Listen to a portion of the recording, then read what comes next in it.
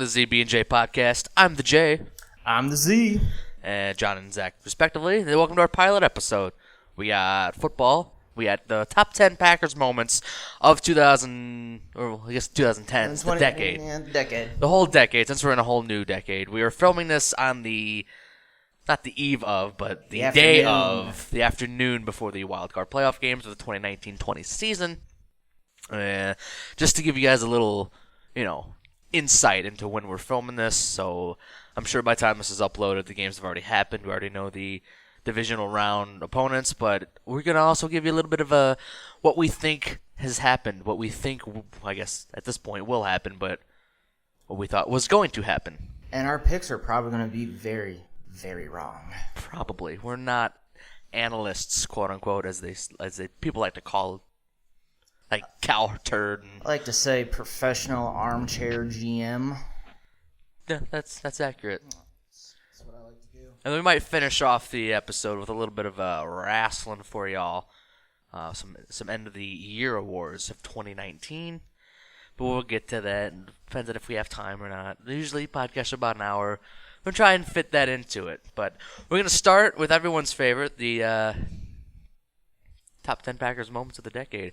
Now, let me just say that when I told Zach about this, I didn't exactly clarify that it was just the best moments.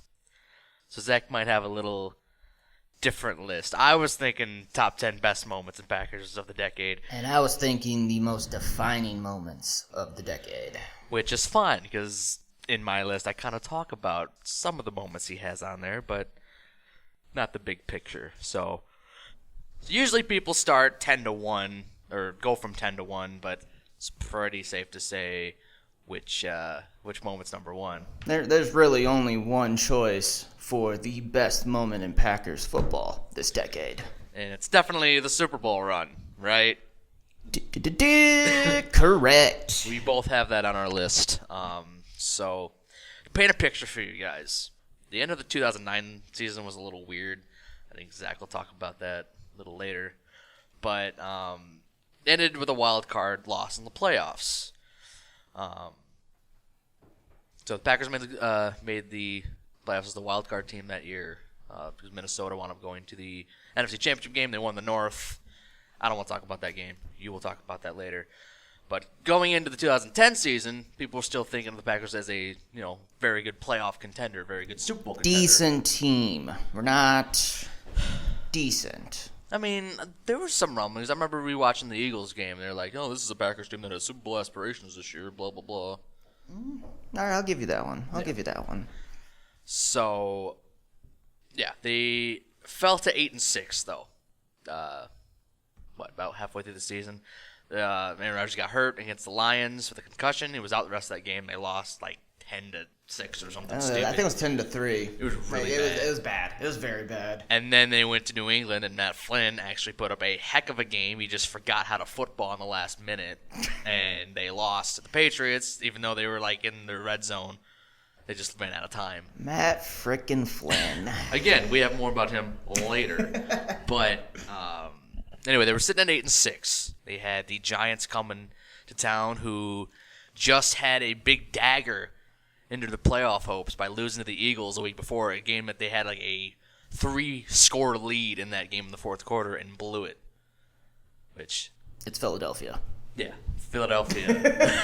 The Miracle in Meadowlands Part 2, where the Eagles just came back and won with that awesome Deshaun Jackson punt return for a touchdown the last play. That was fantastic. That's probably the best play that wasn't a Packers play that year, just for the Packers. And that poor punter got cut on Monday morning. No, he actually played in the Packers game. Yeah. I rewatched the game in preparation for these. Yeah, he was still there in Green Bay. He did not make it through these. Because I remember, I don't think I've ever seen Tom Coughlin as red as he was after that. Yeah, the 2007 NFC Championship game, just because it was so cold. Anyway, different thoughts. But the Giants were coming to town. They were still looking. I don't think they could win the division, but they were still in firm position for a wild card game. Packers needed to win out for sure to control their own destiny, because if the Giants won, I'm pretty sure they overtook that and they could have won. So this Giants game was important. Packers came out with, I have the stat here. It was a 80-yard touchdown to Jordy Nelson in the first quarter. White Lightning. They took a 14-0 lead. Giants eventually tied it late, around halftime. But they scored with, before halftime to make it 21-14. They never looked back. There was a couple of turnovers for the Packers defense. There was a couple of other stuff that happened. At any rate, they won 45-17. And then they went and played the Chicago Bears. We all know what happened there. Did you look up stats?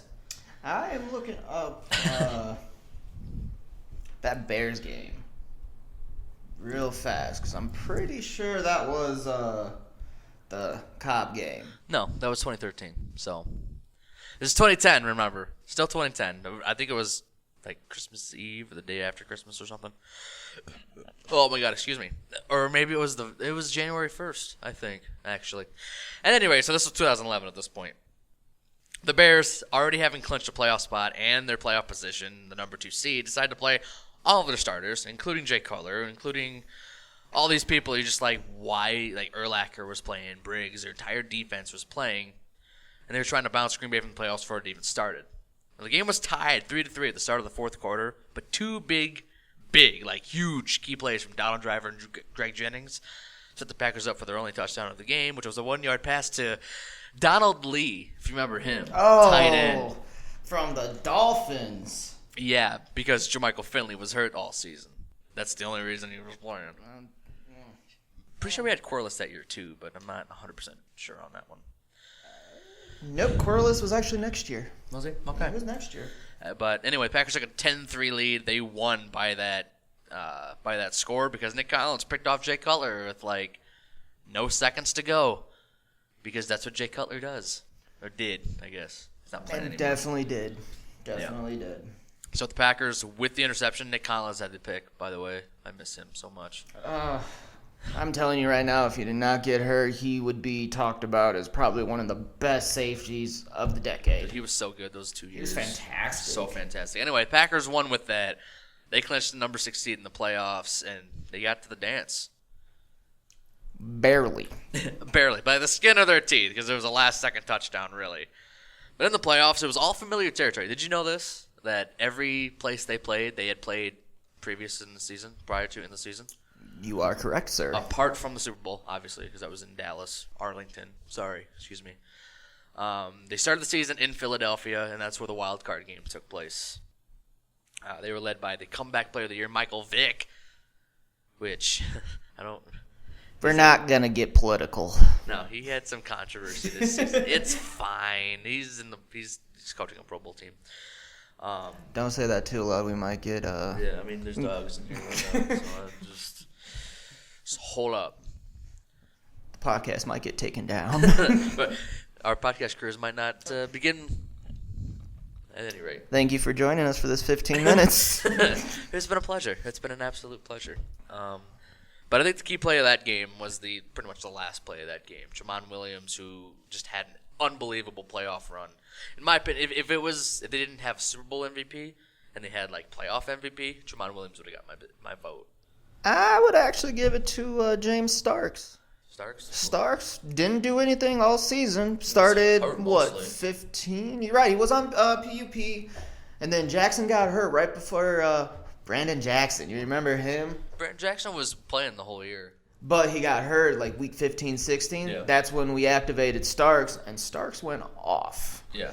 I think he's a big reason why we made it as far as we did. But our defense won us the Super Bowl that year. Yeah. That's for sure. Yeah, our defense was ranked, I believe, 5th overall in the league, which was the last time Aaron Rodgers had a good defense.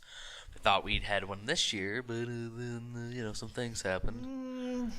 It's not bad. It's just we like to give up yards. Yeah, it's pretty much what the 2011 defense was. It's just we don't have the Aaron Rodgers to pull us out. We don't have the Charles Woodson either to get like a pick six every week. Yeah. But Jamon Williams picked off Michael Vick in the end zone for pretty much the last play of the game, sealed the deal. You'll hear Jamon Williams' name a few other times. He was my personal favorite corner back in the day. As soon as I As soon as I heard about him, I instantly looked to my father and said, "Superstar." And he said I was an idiot. Well, he was for us for a while, and then 2014 happened. Oh, he's still, for being a 36-year-old cornerback, He's made a lot less bad plays than our other D-backs this year. He's definitely the captain of our young secondary. For sure. And then, anyway, Packers sealed the victory, 21-16, move on to the divisional round. Where this was my favorite game of the year. They met Atlanta, who they also played in Atlanta, lost by like 2 or 3 points. It wasn't. It was. I think Rodgers fumbled on the goal line to try and take the lead, and then they just ran out the clock. I'm not 100% sure. I didn't do 100% research. I wrote my notes at work. Right. So. There's a lot of information. So anyway, they had to go. Bear with us. They had to go play the number 1 seed Atlanta Falcons in the Georgia Dome. And no one gave us a chance. No, nobody. Even in school, everyone was like, "Oh, they're the number 1 seed. They're gonna destroy you. They're gonna blah blah blah." I mean, people said that about the Eagles too. It's like Michael Vick's gonna run all over their defense. Like he almost came back in week 1. It's like, yeah, we weren't prepared for him. We were prepared for Kevin Cobb, of all people. Cool.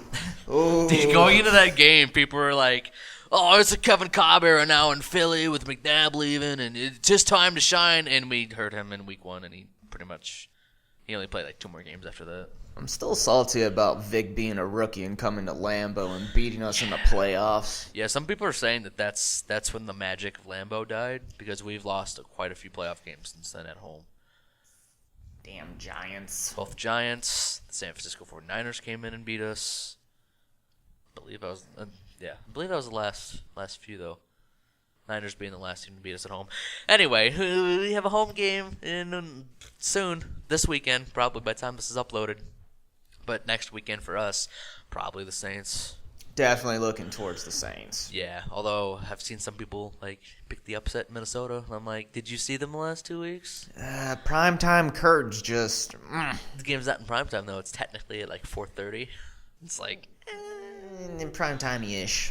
Playoff game is pretty primetime-ish. Even noon game is primetime. Right. I mean, I know it's not technically, but it's pretty much primetime because all the spotlight's on you. Everyone's watching you. There's no other games to distract you. Anyway, they go to play the number 1 seed Atlanta Falcons, trying to get back on track. Coming to the playoffs, they were 13-3, and they had a win against the Packers, as we said, in Week 12. And the game did not start the best for the Green Bay Packers. The Falcons went down the field, and Michael the Burner Turner, 12-yard TD run. Yeah, ran in for a touchdown. Actually, I believe the Packers got the ball first, and then Greg Jennings fumbled, and that's what led to the touchdown run. Packers chipped down the field, get a touchdown. I don't remember who scored the touchdown. Jordy Nelson. Jordy? All right. White Lightning 6 yards away and immediately falling on that kickoff. Kickoff return for a touchdown. By the Eric frickin' Wims, 102 yards. Yeah. Outside of Mason Crosby, our special teams unit kind of sucks, like, all the time. Yeah. I think the last time was good was that 2014 year when we had Micah Hyde returning kicks. So Micah Hyde was a good returner. He was a good punt returner. Well, yeah. Kick returner was... We had a touchdown with Cobb in 2011. Dude, that wide receiver core in 2011.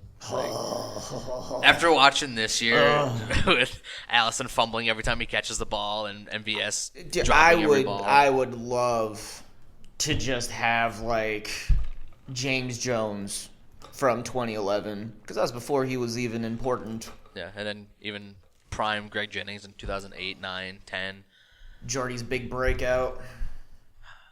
And like 2012 Cobb, 2012-14 Cobb, because 13 he was hurt. And here when we drafted Cobb, I'm like, great, we just drafted a quarterback from Kentucky of all places. I was wrong. Yeah, but it worked out for us. Worked out very nice. Very nice. Anyway, Packers, I believe, had a lead going into halftime while Falcons were trying to chip and get a good field goal. Jamal Williams, there's that name again. He picked off Matt Ryan, and went all the way for a touchdown. 70 yards as time expired in the first half. Yeah. How much of a lead did we take there? It was at halftime. I got it right here for us. 28-14. 20-14 at the half. And then Packers would receive the next kickoff, I believe, and then they went down and scored a touchdown. Packers never looked back. They really didn't. Like Atlanta scored a later touchdown, but they won 48-21 with a berth in the NFC Championship game. With John Kuhn having 2 TDs. And Aaron Rodgers ran for one as well in that game. It was a fantastic. Did Aaron Rodgers run for one in every game but the Super Bowl? I remember he ran for one in the NFC Championship game too. It was the first. You are correct. He ran for one in the Eagles? He did, and it was 7-yarder. Wow. So, Aaron Rodgers put the team on his back then. I guess 2009 was probably his breakout season, but this season pretty much told Aaron Rodgers he's going to be a stud. A stud everyone thought he was going to be into the draft. That all the people were like, he's probably not going to be that good, really. I mean, this Alex Smith guy is probably going to be awesome and win 5 Super Bowls. Yeah, that didn't happen. He hasn't won one, and now he's done. Did you just say now he's dead? Done. I said he's done. I was like, wow. I mean, he broke his leg. His leg's dead. His leg is definitely dead. It's destroyed. 48 points in that playoff game, though, is the most points we've scored in the playoffs. Well, not ever. No, that's not true. Mm-hmm. What was the score in the wild card game in 2009 against the Cardinals? 45. Was it 45? It was 45-51. We'll talk about that game in a little bit. A little bit. Let's get to the Bears game. Everyone loves the Bears game. It's the NFC Championship game. The 3rd time against the Bears. Only the 2nd ever playoff game against them. Still to this day, as we're recording this, isn't going to happen this season anyway. So we're good on that front. Good going, Chicago. It was an opponent they knew all too well. Obviously, Soldier Field, they'd been there before earlier in the season. They lost that game because the Packers committed, 17 penalties? 19 franchise penalties.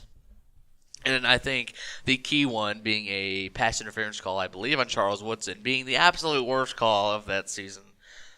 Man, that's from a Packers perspective. I don't even think he was around him when they called pass interference, and they got the ball and kicked a field goal to win the game. You're going to hear about a lot of bad calls today, too. Oh, yeah. We're going to sound like the perennial Packers fan where we talk about a lot of missed calls, but, I mean, we call them like we see them. Anyway, wiping that game out of the memory, they had a chance to redeem themselves. The Bears, the team that tried to eliminate them from the playoffs before the playoffs even began in Week 17, got the chance to do it again. And again, they failed to do their job. The biggest play of that game being the B.J. Raji pick 6, for sure. And also the fact that Jay Cutler sprained his vagina and just didn't come back in. Yeah, I read something that he had a torn rotator cuff, even though he was working out his leg. Yeah, he sprained his vagina, guys. So prayers to Jay Cutler. Rumor is to this day it's still sprained. I mean, you saw him in Miami where there was a trick play and he just didn't even care. He just stood there the whole time. Looking like Orange Cassidy. Just hands on the hips, play snap. He just watches from the side. I don't even think he watched it. I think he just stood there just staring. No effort. Anyway, biggest play of that game for sure was the pick 6 by B.J. Raji. Who expected the big man, the nose tackle, to just pick off a pass and the run? 330-pound nose tackle. Dude was huge. And that little dance that he did is legendary. Hey, man, little hula. I don't know if you call that a hula. Well, I don't know what that was, but there were some gyrations going on. There was a State Farm commercial where he did the little discount double check and then the little hip thrust. It's the Big E dance, really. The Big E dance from the movie. Yeah. Okay. You know, I'll accept that. He also put the belt on, Aaron Rodgers' belt. He loaned it to him on defense. Discount double check. For sure. Then Sam Shields, who also had a great playoffs, capped a 21-14 win and a trip to the Super Bowl with a, was it Caleb Haney pass? Caleb Haney. Oh, man. It's pretty bad when your second string played worse than your first and third string. That's just... Who was their second string? Because he came into the game in the third quarter, had 2 drives, had 2 3-and-outs, and they were just like, yeah, never mind. Oh. Is that on there? Hold on here. Let me see if I can find it, because I do believe you are right. No, it looks like it was Haney the whole time. No, that's... Let's look, shall we? 2000. Oh, Todd Collins. Todd Todd Collins. fucking Collins. There it is. Todd Collins. He came in for like 2 or 3 drives. Moved the ball like maybe 2 yards in all 3 drives. Bears pulled him, put Caleb Haney in, which, if you didn't know, you can't do that in the NFL. Once they did that, they could not put either quarterback back in. They couldn't put Cutler back in, even if he wound up being healthy, and they could not put Todd Collins back in. That emergency. I think you're right. I don't think he was active. I think he was the emergency. So if Caleb Haney got hurt, they would have had to rely on like Forte or somebody that was already playing, like a running back or receiver, to throw the ball. You've seen Forte throw. Yeah, he can throw. They might have had something there. Like, I'm not going to lie. That Bears team, there's a lot of likable players on that team. You had Forte, you had Urlacher's kind of a douchebag as a person, but as a player, he was awesome. Briggs was awesome. You cannot be a Packer fan or a Viking fan or any kind of fan and hate Charles Tillman. That peanut punch, I swear. You can hate playing against him, but you can't hate the person. That dude was fantastic. And he's a good human being, too. He was. He was a fantastic human being. I believe he won the Walter Payton Man of the Year award like twice. 4 times. No, it was obnoxious. It was, yeah. Him and Larry Fitzgerald have both kind of just taken over that award in recent memory. We'll be talking about Larry Fitzgerald a little bit later as well. Yeah. Anyway, they went to the Super Bowl. That was in Arlington, Texas. I love that city. I'll talk about that a little bit later. But it was on February 6, 2011. It was later because for some reason the season started like a week later. I don't know. It was weird. I know like the Week 17 game against the Bears was in 2011. It was like January 2nd or 1st, I believe. Mm-hmm. Which is weird. Anyway, they went up to, at the time, the best team in the Super Bowl era, the Pittsburgh Steelers. They already had 6 Super Bowls going into that game. Of course, now people are saying the Patriots are the best team in the Super Bowl era, even though it's just been the last 20 years, sorry. The last 2 decades, really. But they had won their most recent, Super Bowl 42 against the Cardinals, that we'll talk about later, and then they won Super Bowl 40, both with Ben Roethlisberger. We were the favorite in that Super Bowl. We were the favorite by 3. I never felt we were the favorite going into that game. I was God, no. I mean, I felt confident. Don't get me wrong. I haven't felt confident since that 2011 playoff game, the Giants game. The Ice Bowl 2 game? Where it was like -30? No, the one where we went 15-1. And we lost by like 20 at home. Yeah. Yeah, okay. Yeah. On to next.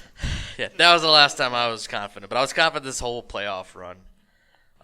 Steelers were looking for their 7th Super Bowl title, which is ridiculous.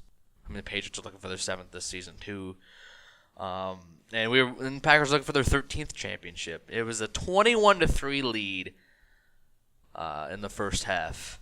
Jordy Nelson catching the first touchdown. The next play for the Steelers that wasn't a kick return. That Nick Collins pick 6 to the house. Before they let fun back into football, he went to his knees and Super Bowl celebration, got flags. Whatever, it's fine. Oopsie daisies. And then I believe, was the Greg Jennings touchdown the next one to make it 21-3? 21-3, let's see here. It was actually... It was a 21-yard pass to Greg Jennings after Jarrett Bush intercepted a Roethlisberger pass. Yeah, there was, 3 turnovers that game? Because the Nick Collins one, this Jared Bush one, and then the fumble that Clay Matthews caused. I believe that was not counting turnover on downs, obviously, at the end of the game. Rashawn Mendenhall. Yeah, from Illinois, actually. One of the few players from Illinois that you can actually remember that are still playing in the NFL. John Allison be the other one, only because he's on the Packers and he dropped fumbles over there. Yeah. Hey, he was supposed to be good. 2016, they looked fantastic. It's 2017, bud. 2016. 2017. No, it was 2016. His rookie year, wasn't it?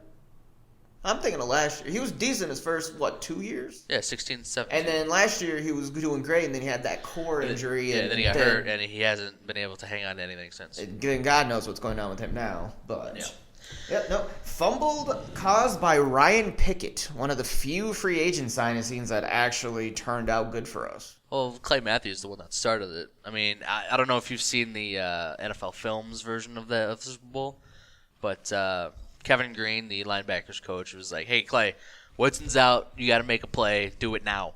It's time. And Clay Matthews is like, hey, guys, they're looking towards me. I think they're running towards the right. Let's go get them. He tells Pickett to spill it, which is, I guess, a play on defense. They spill it, like, get to the side, get to him. And Clay Matthews gets there, or Pickett's the one that held him, and Clay Matthews hit him, jarred the ball loose, picked up by Desmond Bishop, of all people. And this is after the Steelers are, like, coming back. Like, it was 21-17 to start the fourth. Oh, they definitely tried. Like, they were going in to probably take the lead at this point. Then Matthews hit the running back. Ball came loose. Bishop picked it up. Green Bay scored on a touchdown later. They scored on all three of their turnovers, the Packers did, in that game. Greg Jennings on an out route to the right because they were looking for the post up the middle. And Greg Jennings told everyone, like, hey, put anybody in the slot, run them to the right. They're going to be wide open in the end zone because they're not looking for it. They're looking for the first play that Jennings scored for the touchdown. By the way, main point I brought that Jennings touchdown up is because Aaron Rodgers fit it through a tight window between Palomalu and another D-bag. Jennings caught it. Palomalu, like, cracked him right at the goal line for the touchdown. Palomalu had some great hair. Yeah, that's why he was in the Head and Shoulders commercials. But he could sure hit with that great hair. It was just a blur of hair. Do I have to hit the table?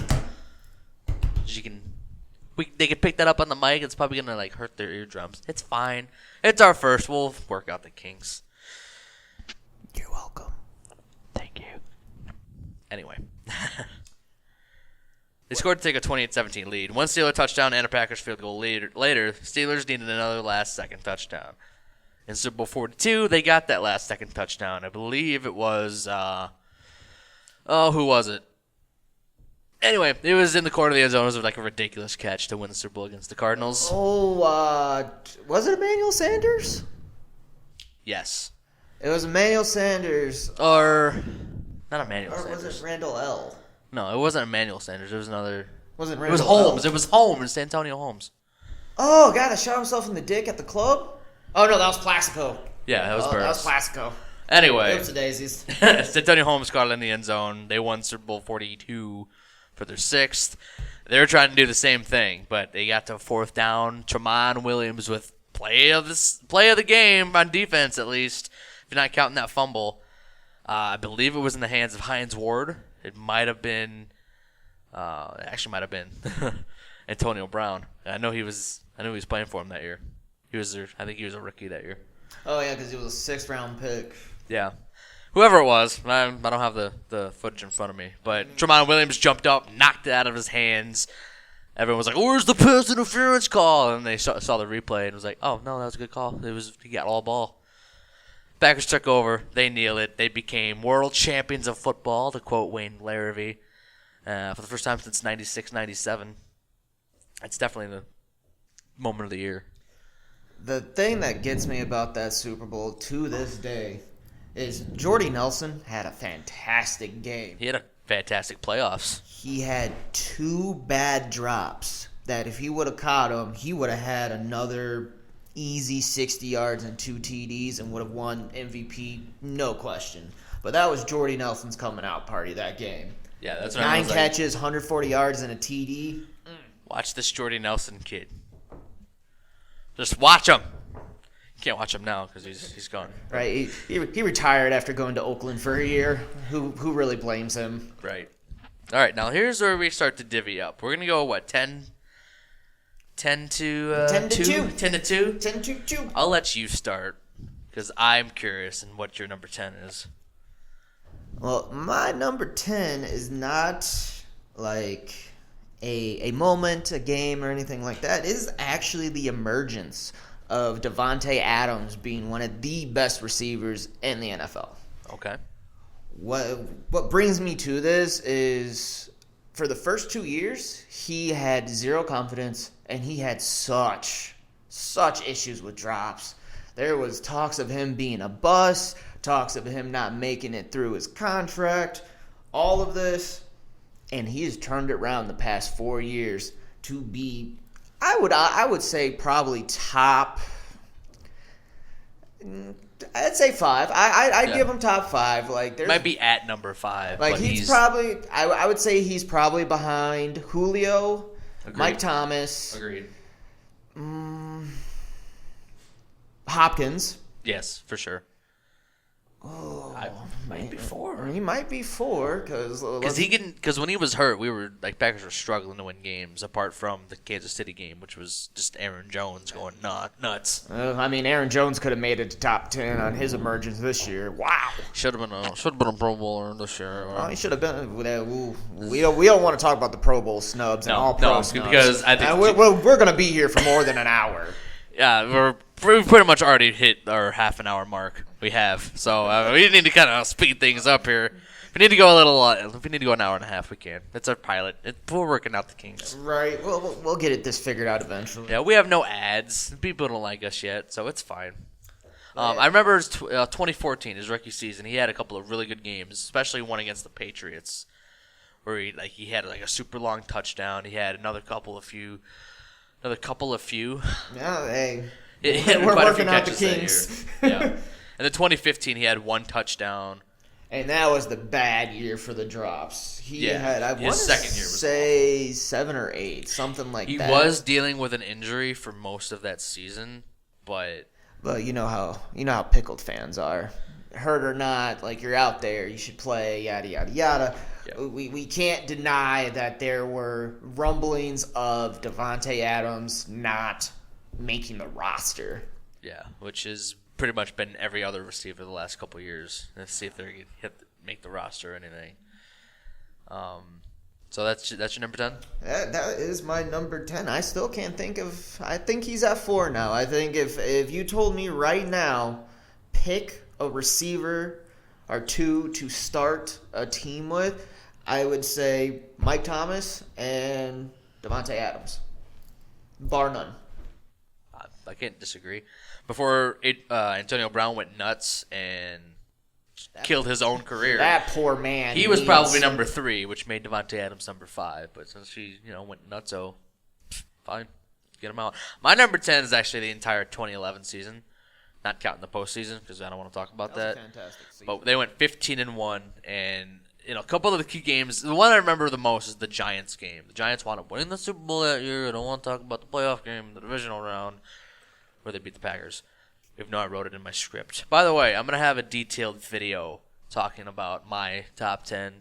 I wrote a script and everything. It's going to come out probably after the Super Bowl. Let me tell you, it's going to be very, very sexy. Thank you. But, yeah, the 2011 season, 15-1. The Giants game, the Giants tied it up with a touchdown two-point conversion with 36 seconds left on the clock. And now we know this to be just a normal Aaron Rodgers thing, but he just wiped his hands all right, let's go win it. 2 plays, they got in field goal range, and in 3 plays, they were already at the 30-yard line. Send Mason Crosby in, kick a game-winning field goal. They went, I believe, 11-0 in that game, maybe 12-0. They would only win 1 more for losing to Kansas City, which is... I think we lost to Kansas City in Week 15. Yeah, we were 16. I think we were 15-0. We were 13-0 going in. We came out 13-1, and then we won the last 2. I think one was against the Bears, the other one against the Lions, which was the Matt Flynn game. Which we're not talking about that because the week before that game, I'm like, Rodgers needs 6 touchdowns to break Manning's record, and what happens? He sits and Flynn throws 6 goddamn touchdowns. But we opened the season that year playing the previous Super Bowl champions before the Packers, obviously, the New Orleans Saints, at home on Thursday Night Football. If the Saints win the Super Bowl this year, I wouldn't be surprised if that's the home opener for them, as us, because we play in New Orleans this next season, 2020. I wouldn't be surprised, because most likely if they win the Super Bowl, they have to go through us. I'm thinking it's going to be a good game. Oh, it's definitely going to be a good game. So I can see that being a rematch of both the divisional round and of the Week 1 in 2011. But Saints had the ball on the 1-yard line with no time on the clock. They had to score a touchdown and then get a 2-point conversion to try and win the game. And they ran for it. I believe it was an untimed down because the last play with actual time on the clock, A.J. Hawk jumped over a receiver to try and knock it away. It looked clean to me, but they called pass interference on it. I vaguely do remember that because A.J. Hawk never was in coverage, so that was a shocking display of A.J. Hawk being in coverage. Yeah. And then they decided to try and run it in, and the defense stood tall. They won by 8 points, and that set them off for a 13-0 eventual record. They did lose to the Chiefs, who were like 2-10 at the time going in. Yeah, we don't talk about I that. mean, it was Kyle Orton. Kyle Orton seemed to have the Packers' number when he was playing us. We played him earlier when he was playing for Denver. They traded him mid-season to Kansas City, got another crack at us, and he beat us. That was one weird-looking guy. Yeah. Yeah, he looked like a troll. Yeah, I wouldn't say troll, but his face with his hair, weird-looking guy. Weird-looking guy. Now, obviously, we went to the playoffs. They lost, but that season, our defense wasn't the best. It was kind of what our defense is this year. Bend, but don't break. We had the offense to overcome points that year. We did get turnovers. We still had Woodson. We lost Nick Collins, unfortunately, in week 2. But we still had... Wasn't that the Carolina game? That was a Carolina game. That was Cam Newton's... That was... Cam Newton's first home game. Not the only guy we lost that game, too. We lost that rookie on the kickoff. Yeah, I don't remember his name. Oh, man. Wasn't he Texas Tech? I don't remember. Yeah, I think that was his first actual touch, did the kickoff, and messed up his necks. All right, we're going to go on to the number 9 now. All right, I know this is going to open up some wounds here, but we're going to talk about that Seattle playoff game. Dude, oh my God. You're always the one that tells me not to talk about it. How could you talk about it? That's not fair. This is the game that I learned I am cursed to say we're good. Yeah, no daggers will be thrown by Zach. You know how Wayne Larrabee on the radio says, "There's your dagger"? Zach's not allowed to say that. I'm definitely not allowed to say daggers anymore. Most recent, Zach said it in the Dallas game this year, and I was like, "Don't you bite that tongue." We were up 31-3 or something. Yeah, and they came back to 21. They tried. Bless their soul, they tried, but there's about 4 big plays in that game. The trick play TD from John Ryan. No one anywhere near that guy. A.J. Hawk was caught between a rock and a hard place. He's like, do I cover this guy or do I go after the punter? He decided to go after the punter. That was the wrong idea. If he would have just stayed and maybe got a deflection or something, or John Ryan ran for the first down, he wasn't going to get the touchdown. That started their momentum. That was when we knew we were in trouble. Yeah, I mean, let's be real. Russell Wilson had, 4 picks in that game? He had a terrible game. All to Jermaine Kearse, by the way. He threw 4 times to Jermaine Kearse before overtime. All 4 times he got picked off. He was having a terrible game. Terrible.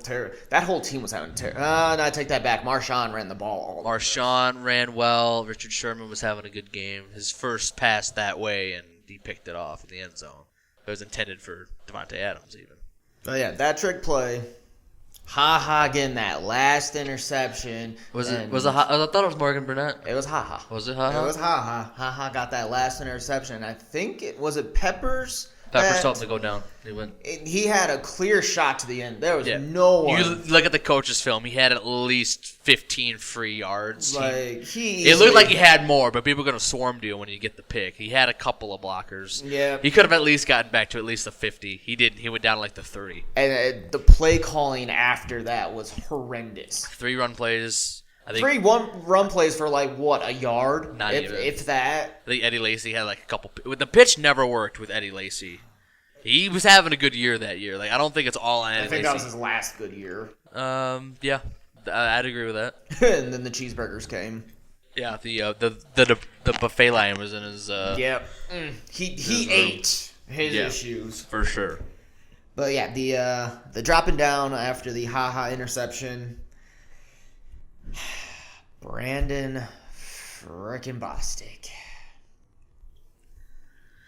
I have had PTSD in every onside kick against us ever since. Hearing that name makes me just shiver. He's and, twitching right now. Like, you should see him. Oh, I'm so uncomfortable saying that name. He had one job. Clear away for Jordy frickin' Nelson. If you rewatch the play, I had to write a paper on this game because it was the difference between failing and choking. I don't want to talk about it. It's a long paper.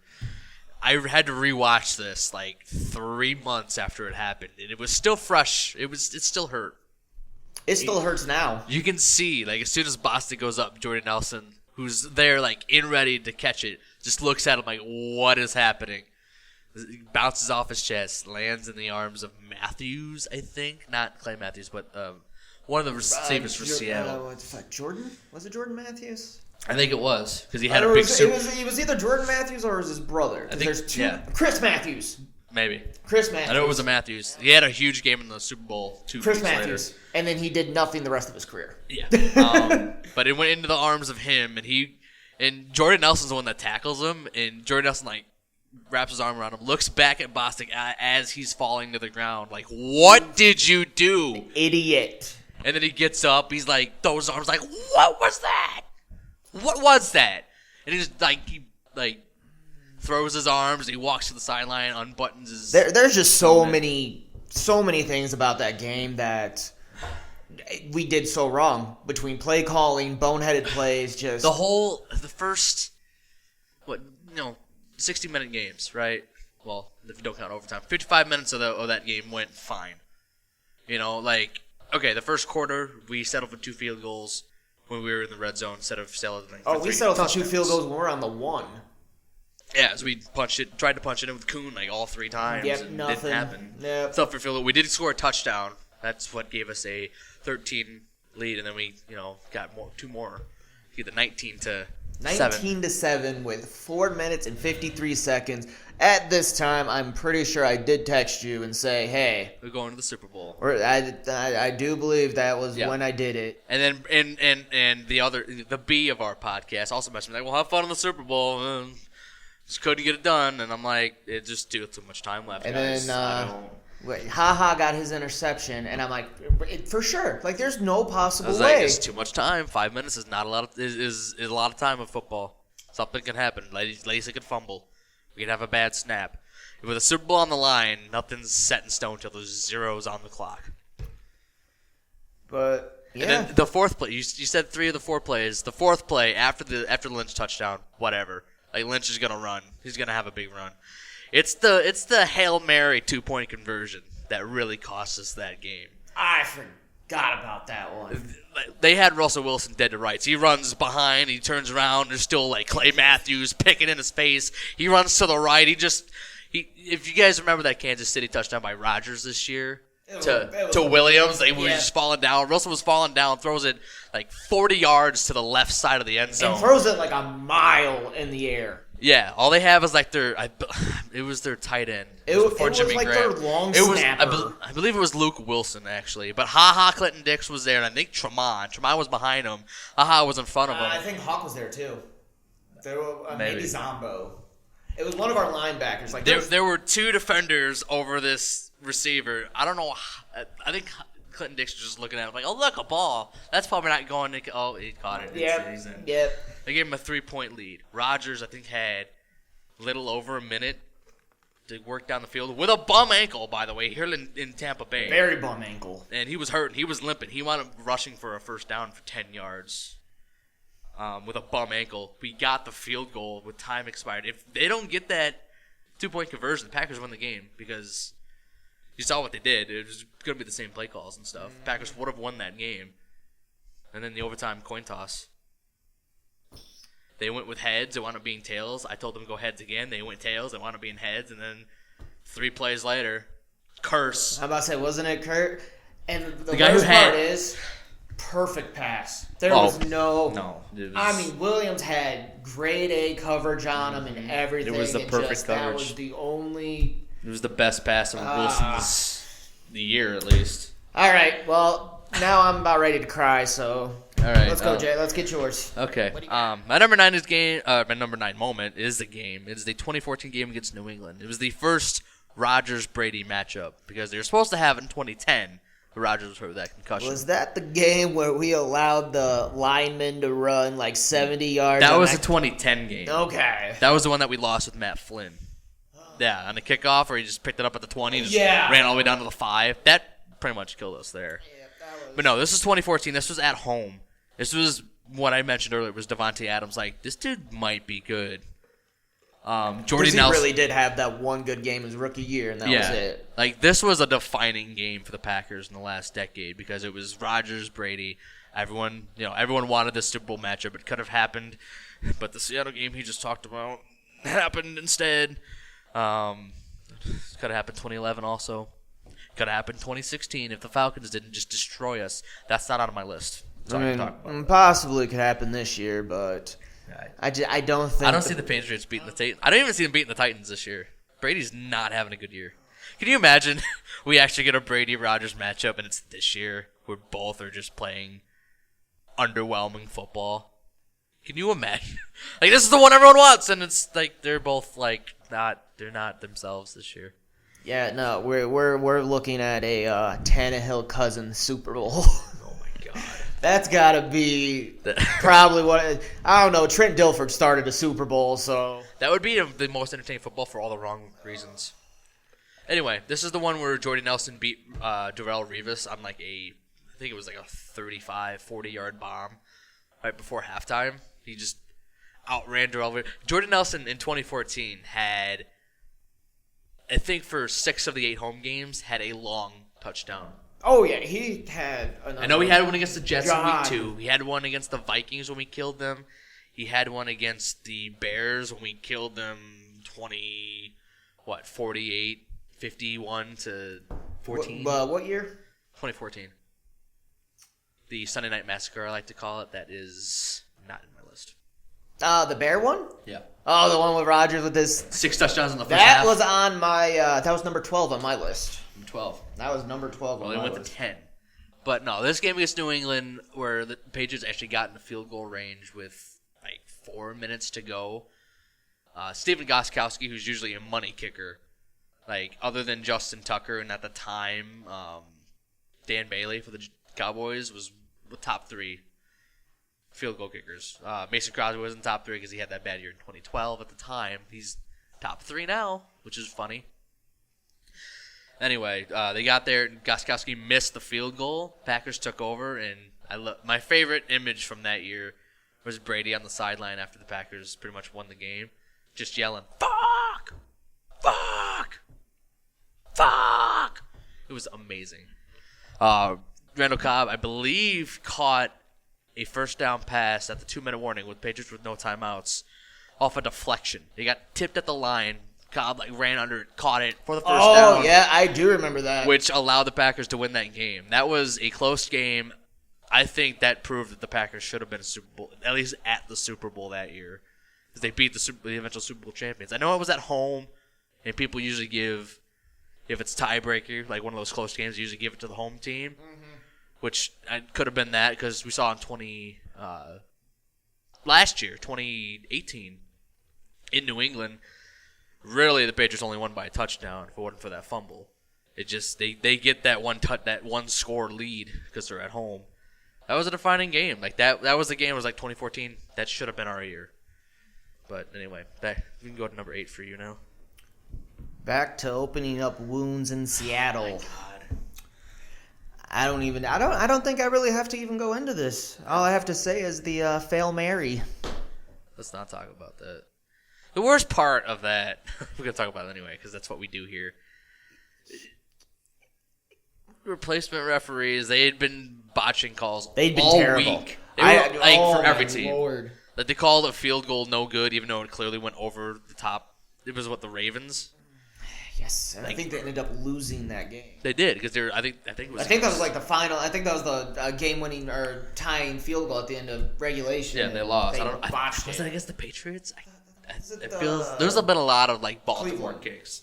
Was it against Cleveland? I think it was Cleveland. Not 100% sure, but it wasn't. Okay, that could be. I don't know for sure. But and then the Monday night game happened where it's that's clearly an interception. It was Golden Tate had 3 fingers on the ball. MD Jennings. MD Jennings had 2 hands and MD Jennings fingers. He had his whole body wrapped around the ball. And Golden Tate had like 3 fingers and was like on his back, like over his shoulder, holding onto it. And you're going to call that a touchdown? One called a touchdown. The other said touchback. But if it's ruled by even one person, it goes with touchdown. And for some reason, you can't review possession, which is the stupidest thing ever. I can understand for like fumbles because they're always in like tight quarters. I get that. But for interceptions, you should be able to review that. Because if the Packers get that game, they wind up having a home playoff game. They beat San Francisco for the first round bye that year instead of having to go there in the divisional round. That would have changed. I don't think Kaepernick would have ran all over us in that game. We don't talk about Kaepernick. Oh, no, I do. But needless to say, after that whole shit show, what was it the next night? Next week against the Saints. Well, that was a Monday night game, so the next week. So it was Tuesday when we got the real refs back. Yeah, and then we played the Saints, and they ruled, and Packers got a fumble, and they reviewed, and they said there was no fumble, and the Saints wound up getting the ball back, taking the lead. Packers wound up eventually winning that game, but we were at Blockbuster. That was a Blockbuster when that game was happening. And, which, by the way, we both worked at Blockbuster. That's where we met. This was not a good. I nearly fired him.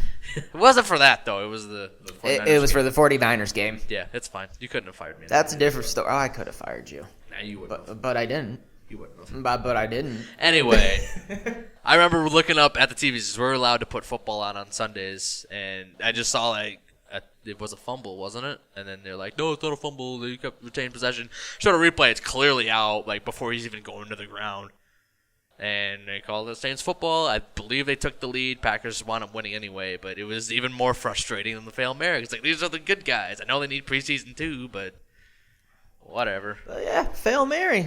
Defining moment in my eyes of the past decade. All right, sir. Again, mine aren't defining moments. Mine are happy moments. Mine are happy moments. I like to focus on the positive stuff. I like to be a realist. No. It works, though. No. It works. We need some happiness. My number 8 is just Aaron Rodgers. He won 2 MVPs in this season and a Super Bowl MVP in this last decade. 2011 and 2014 specifically, which is another reason why those 2 years we probably should have gone to the Super Bowl, and we didn't either time. I don't care what anyone says. Brady is a system quarterback. Yeah. Oh, there's rumors he's leaving in this offseason. He's either going to get exposed or Belichick's going to get exposed. Either way, the Patriots went 11-5 with Matt freaking Castle. We went 2-4-1 with Seneca Wallace, Spurgeon Wynn. Wasn't it Spurgeon? I don't know. That's what I'm saying. I don't know. It was Seneca Wallace, Scott Tolzien. Oh, the Tolzer. And then Matt Flynn, because both of them were like, no, this is bad. We need to get Matt Flynn back. This was after Seattle. This is after he flees Seattle for like $30 million. Yeah, and then they just decided to go with Wilson. Look how it paid out for him. They haven't missed the playoffs since they got Russell Wilson. And then he had the 2 good games with us that year and went and fleeced money from Oakland, too, and stunk it up there as well. That was fun. But Aaron Rodgers won 2 league MVPs. If he wins one more, he'll have tied Brett Favre for the same amount, I believe. Did Brett Favre only win 2? Brett Favre won 3 in a row. He did win 3. Okay, so Rodgers needs one more. Not going to happen this year. Hopefully he can pull it out of his butt next year. I'm about to say it ain't going to happen this year. No, it's not going to happen this year. But Rodgers still had a very good year, but we're so used to him being godlike that somehow 30 TDs and 3 interceptions is a down year. Yeah, Rodgers in 2011 threw for 4,643 yards and 45 touchdowns through the air. That's nowadays when Patrick Mahomes and Lamar Jackson are all over the place. That's average numbers, really. Would have had 51 if it wasn't for frickin' Matt Flynn. Yes, but I'm never letting that go. Rodgers also ran 3 on the ground in only 15 starts because, of course, Matt Flynn started Week 17. He also won 3 out of 4 NFC Offensive Player of the Month honors, all but the month of December, since they lost the one game and they didn't play the other game. And then in 2014, he helped the team to a 12-4 record. We already talked about the 15-1 record after the whole "relax" slogan, which is one of my favorites. Exactly. Key wins in that year were the Week 4 against the Bears, which was the relax game. The hot and humid fake spike game in Miami, that was fantastic. That was also Adams and Corliss for that. And then the 55-14 win against the Bears that was dubbed the Sunday Night Massacre in Week 10. 6 TDs in the first half. Oh, that was beautiful. Rodgers wound up throwing for 4,381 yards and only 38 touchdowns through the air. He won 45. I thought he was... He also got hurt towards the end of that season, too, so that kind of hampered him. He won NFC Offensive Player of the Week honors 4 different times in the NFC Player of the Month, I guess Offensive Player of the Month, in November. And then you pair those with the Super Bowl performance in Super Bowl 45 with the MVP there. It's no doubt the 11-14 proves that he's one of the best ever. Maybe not the best. He is definitely top 3. Yeah, of all time. All time. If you want to put Brady in there, fine. And I can't even put Brady in there. I don't just either. Can't. You can say stats all you want. At the end of the day, he is still a system quarterback. Yeah, he's in the top 10. He's definitely top 10. Good. Definitely. But greatest of all time, if you want to get technical about it, I'd say top 5. I'd say top 5. I would too. He's very good, and especially the original dynasty, and probably that 07 season. The 2014 Super Bowl year, and then the one against the Falcons. He was having fantastic years. The past 2-3 seasons, he hasn't been top 5 though. He's also pushing. He's past pushing 40. He's 42, so can't really knock him on that. But yeah, I can't get away from the decade without talking about how great Aaron Rodgers was, and that's my number 8. All right. What's your number 7? My number 7 is the 2019 offseason. Wow, recent. Very, really, like, this was this our second offseason without Ted Thompson, or was this our first? This would be our second. So, our second.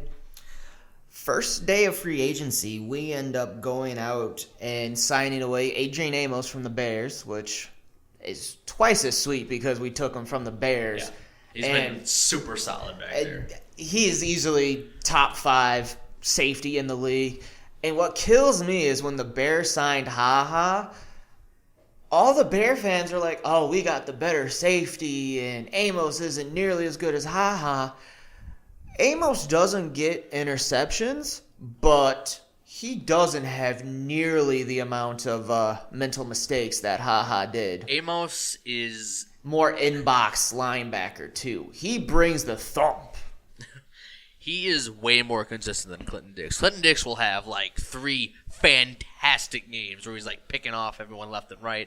That Seattle playoff game we already mentioned. He had 2 interceptions in that one. Mm-hmm. He had multi-pick games. Even he forced a few fumbles. But there was like then he's gonna go 6 weeks games. with nothing, blown coverages, wide open guys. Like which is just bad. And there's rumors of him being not a good locker room presence. When things don't go his way, it shows. Oh, a product of Alabama. Who would have seen that coming? But Amos, we went out and signed the Super Smith Bros, which, when we signed them, I was very happy. My thought process was now we have a little bit of an edge presence since Matthews got older and kind of lost it. I was not expecting them to be nearly as good as they are. Especially Sedarius. Like, how he got snubbed from the Pro Bowl and the All-Pro team. I don't want to know how Aaron Rodgers and Bakhtiari made it when Elgton Jenkins, Aaron Jones, and Zadarius Smith all way deserve it more. Oh, we're going to get to Elgton Jenkins. Just you wait there, bud. Is that in your top 10? He was in this offseason. You're right. Go ahead. But yeah, the Super Smith, Zadarius, I would say I'd put him probably in the top 5. Right now, given everything that's happened, I would say he's a top 5 edge guy in the league. He had what? He was in the top 3 of sacks last year. And he was number one in He had like quarterback 8.5 pressures. last year. He was definitely one in pressures. This year, he's had, I want to say he had like 40 combined sacks, pressures, and QB hits. Like, he led the league. Yeah. And he was also top 3 in double teamed. Could be. I know he's definitely was double teamed. I think he was double teamed about 25% of the time. So Za'Darius has just been absolutely great spend of money there. And I'm not shocked that Kyler Fackrell did absolutely nothing. Yeah. How he led our team in sacks last year just shows you how bad our defense was. Our defense was just terrible. And with him, it was just he had 2 3-sack games and then another 2-sack game, and that was it. Yeah. But the rest of the time, he didn't do anything. And like I said, he is 100% a rotational guy, but I don't ever really see the Smith Bros not playing. No, I mean, if They are on the field. Darius only comes out when he gets those cramps or whenever he's He hurt. does have a bad case of cramps all the time. The Dallas game, for sure. I saw him go out at least 3 different times, like on the ground, just like, ow. Oh, yeah. Be out for a play and go right back in. He's like, oh, no, I'm good.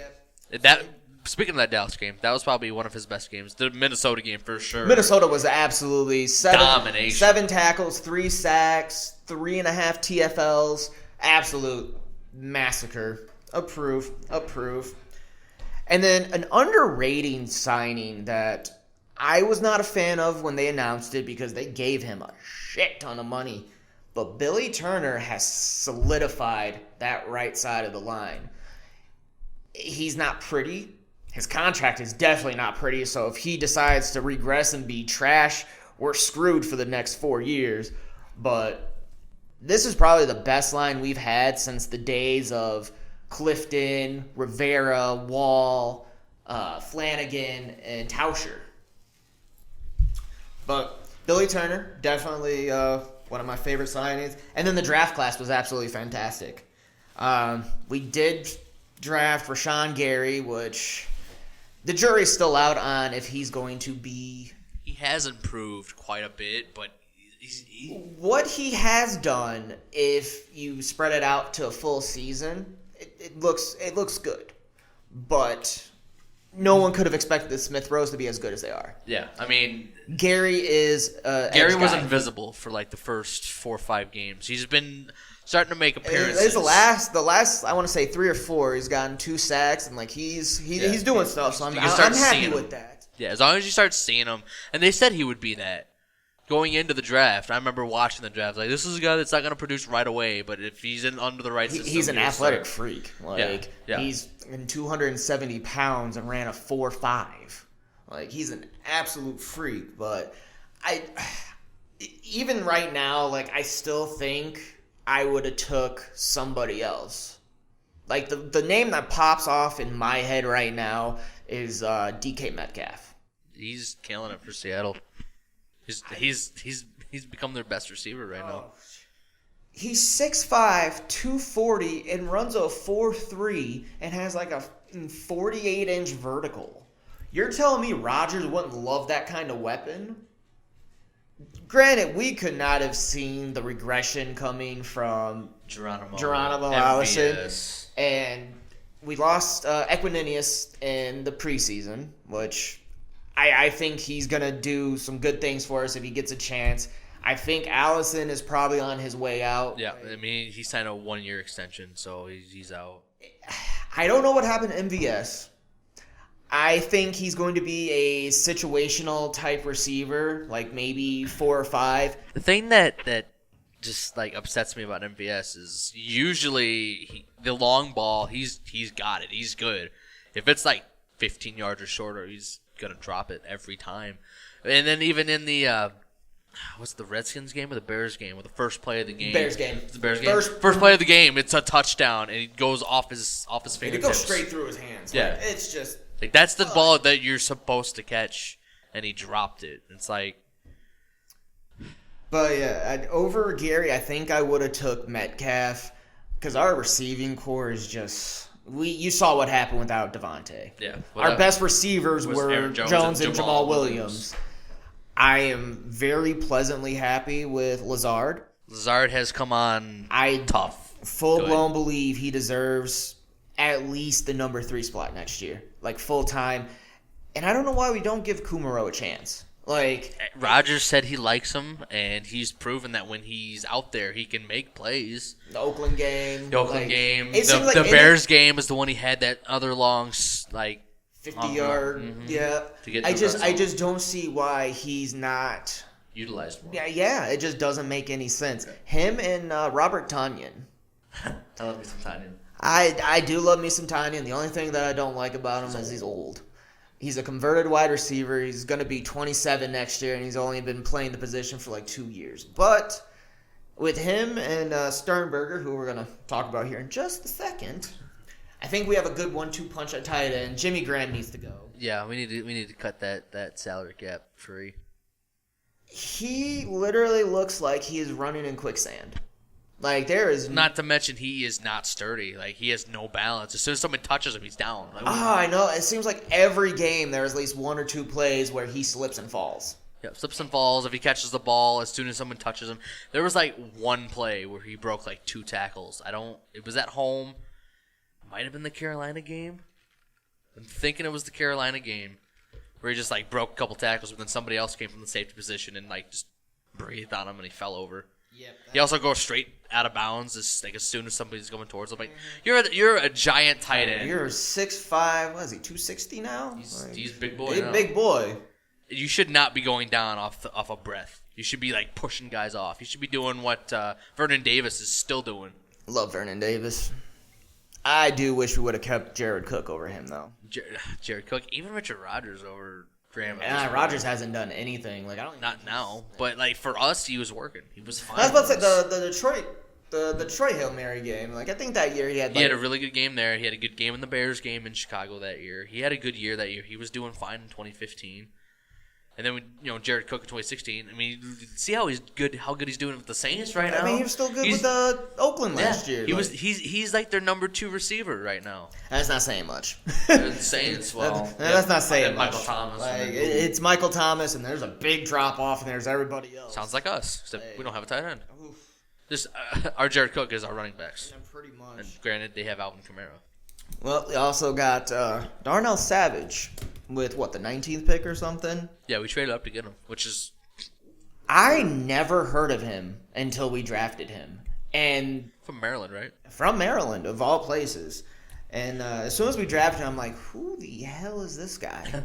And I went and watched his highlights, his game film. I watched both the good and bad parts of him. I was like, how the hell did this guy fall to us? And he's had a very good rookie year. I think safety's one of the harder positions to play, so I think next year is going to be a good... He's a very good compliment to Jair Alexander, a corner, who we got, last year? Jair. Yeah, Jair was actually last year. Yeah, this is his second year. And I wanted that Jair jersey when I was at the game in week 3. I didn't grab it because it wasn't on sale, and my dad was staring at me. I wanted to get it. It had the NFL 100 thing on it. We didn't know how good we were gonna be, so I was like, I really want to do it. It was the only thing that was in my size, and now I can't get it because it's not on sale. I wanted me a Jair jersey. Sorry. Back on topic. I like Jair. That's all I'm gonna say. I don't know how you don't like Jair. He has such a swagger to him. The only thing that I can complain about is what are we doing with Josh Jackson? Why is he not playing? They got to see something.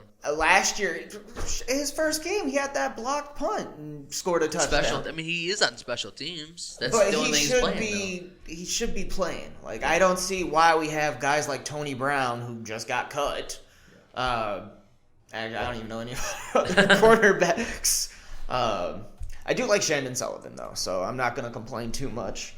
But Savage, I think, is fantastic. Elton Jenkins is by far the best value pick of the draft. I don't care what anyone says. He should have been an All-Pro. He's been starting since week 2, and in 560-some-odd pass plays, did not give up a single sack, had 1 pressure allowed.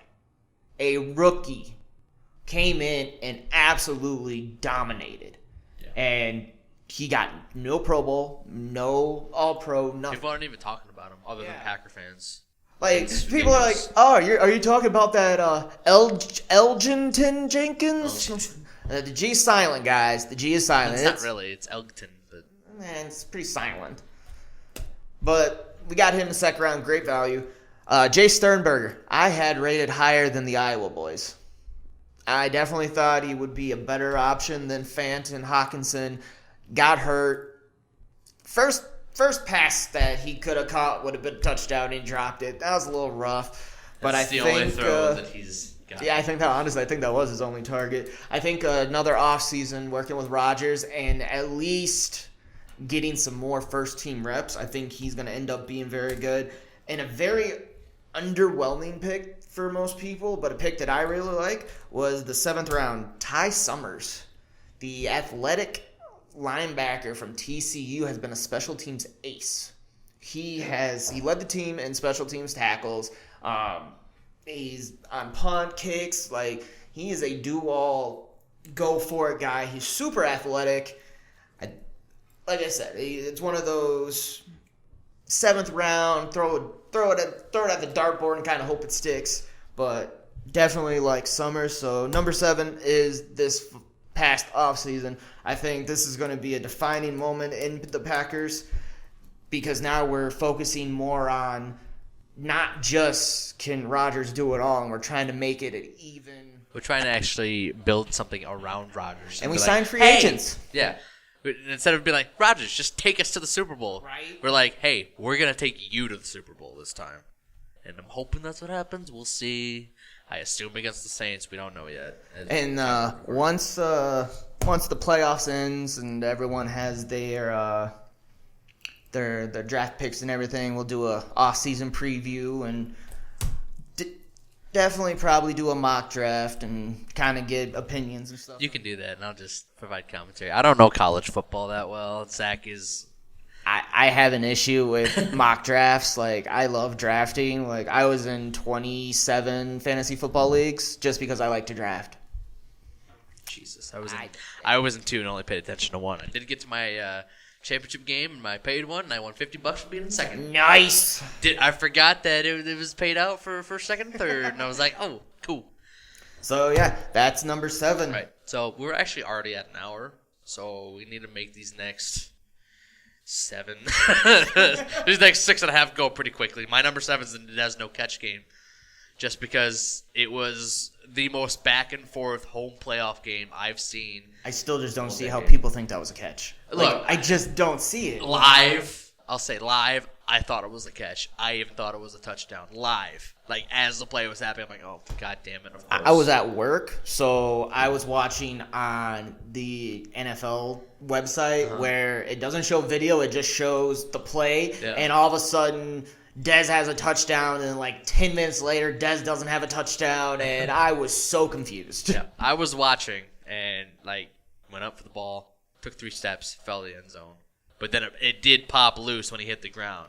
See, like my thought process is if the ball hits the ground and there's any type of wiggle woggle, whatever to it, that's not a catch.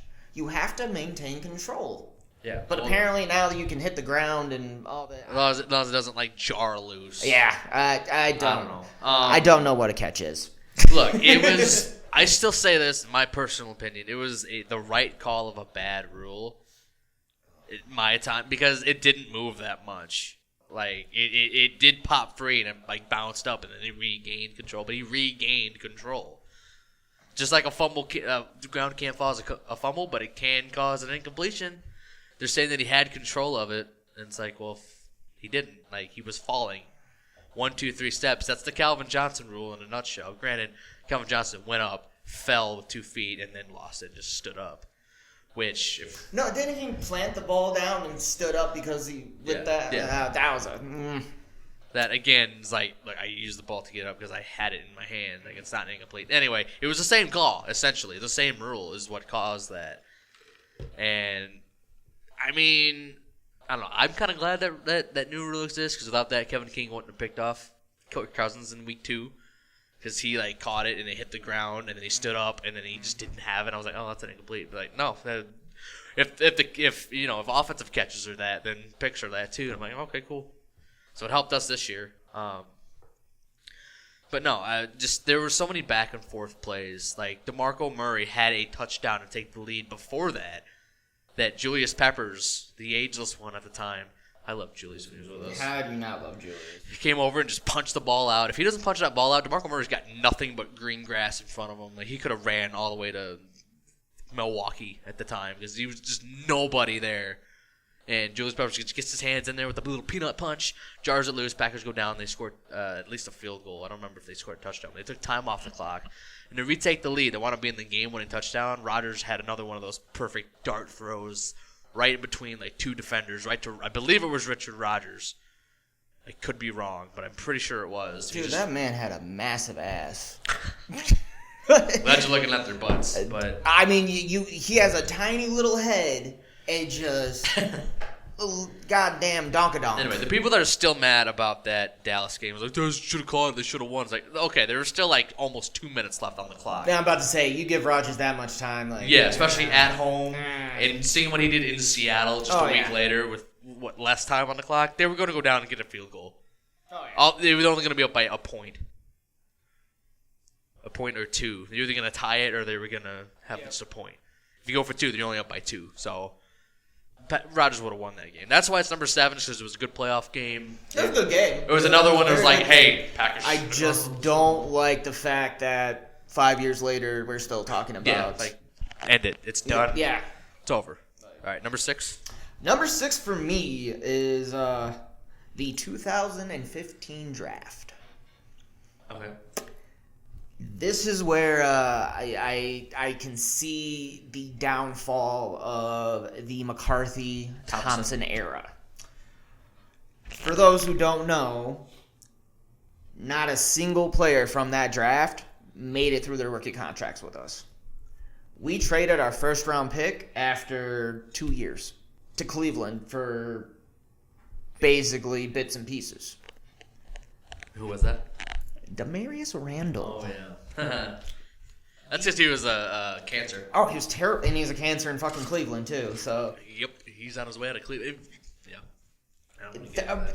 I'm looking at this draft right now, and just probably the best player that we drafted was maybe Jake Ryan. He was a solid line. He was a solid backup to Blake when we drafted Blake, which was a year later, I believe. But yeah, here's how this draft went: Demarius Randall, Quentin Rollins, Ty Montgomery, Jake Ryan, Brett Hundley, Aaron Ripkowski, Christian Ringo, and Kennard Backman. See, I liked Ty. I was the first one to say he should be off the team for that Rams game. Oh, we're not going to talk about the Rams game. Because he did that selfishly. It's like, dude. You were told to take a knee, and you went out and fumbled and cost us a game against a very good Rams team that... Were we at least competitive at that point? Or yeah, like, that game and the so Patriots that could game, have really... I stand by this. If we would have won either one of those games, we would not have... I don't think... Granted, we probably wouldn't have fired McCarthy either, which I'm kind of glad we did. But at the same time, like that moment almost changed the entire season and our entire direction. We could have made the playoffs. We definitely could have. Because it was that fumble, and then the fumble the next week. It was the Patriots game the next week where Aaron Jones fumbled the first play of the fourth quarter. We were in the Patriots' territory, going to at least take a 3-point lead. At the very worst, we would have lost by 10. Instead, we lose by 14. Of course, we would have had a lead. We would have played different with a lead. Anyway, Ty Montgomery was good. I liked him. He had a great game, that playoff game against Dallas. He was fantastic. But now he's sitting in New York with like 15 touches on the year. Yeah. But why I say that it's the sign of the McCarthy-Thompson era going down, looking at our free agents...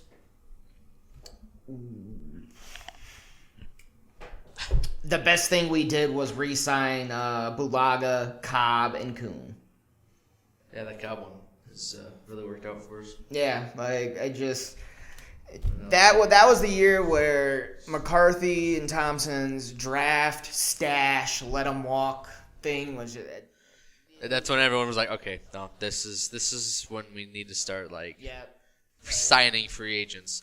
Up to that point, the only free agent signing that was really worth anything was Julius Peppers and Charles Woodson in the Ted Thompson era. Pretty sure Woodson was Ryan Pickett. Pickett was good too. Pickett was he really stabilized the line, but yeah, we talked about that earlier. Yep, I'm like I said, none of them made it through their rookie contracts. Hold on here now. All of them but Randall and Montgomery are out of the league. Yeah. Jake Ryan signed with the Jaguars and tore up his knee again. So he's been on IR, and he's probably going to get an injury settlement, and he's done for. But, yep, that is my number 6, that 2015 terrible draft.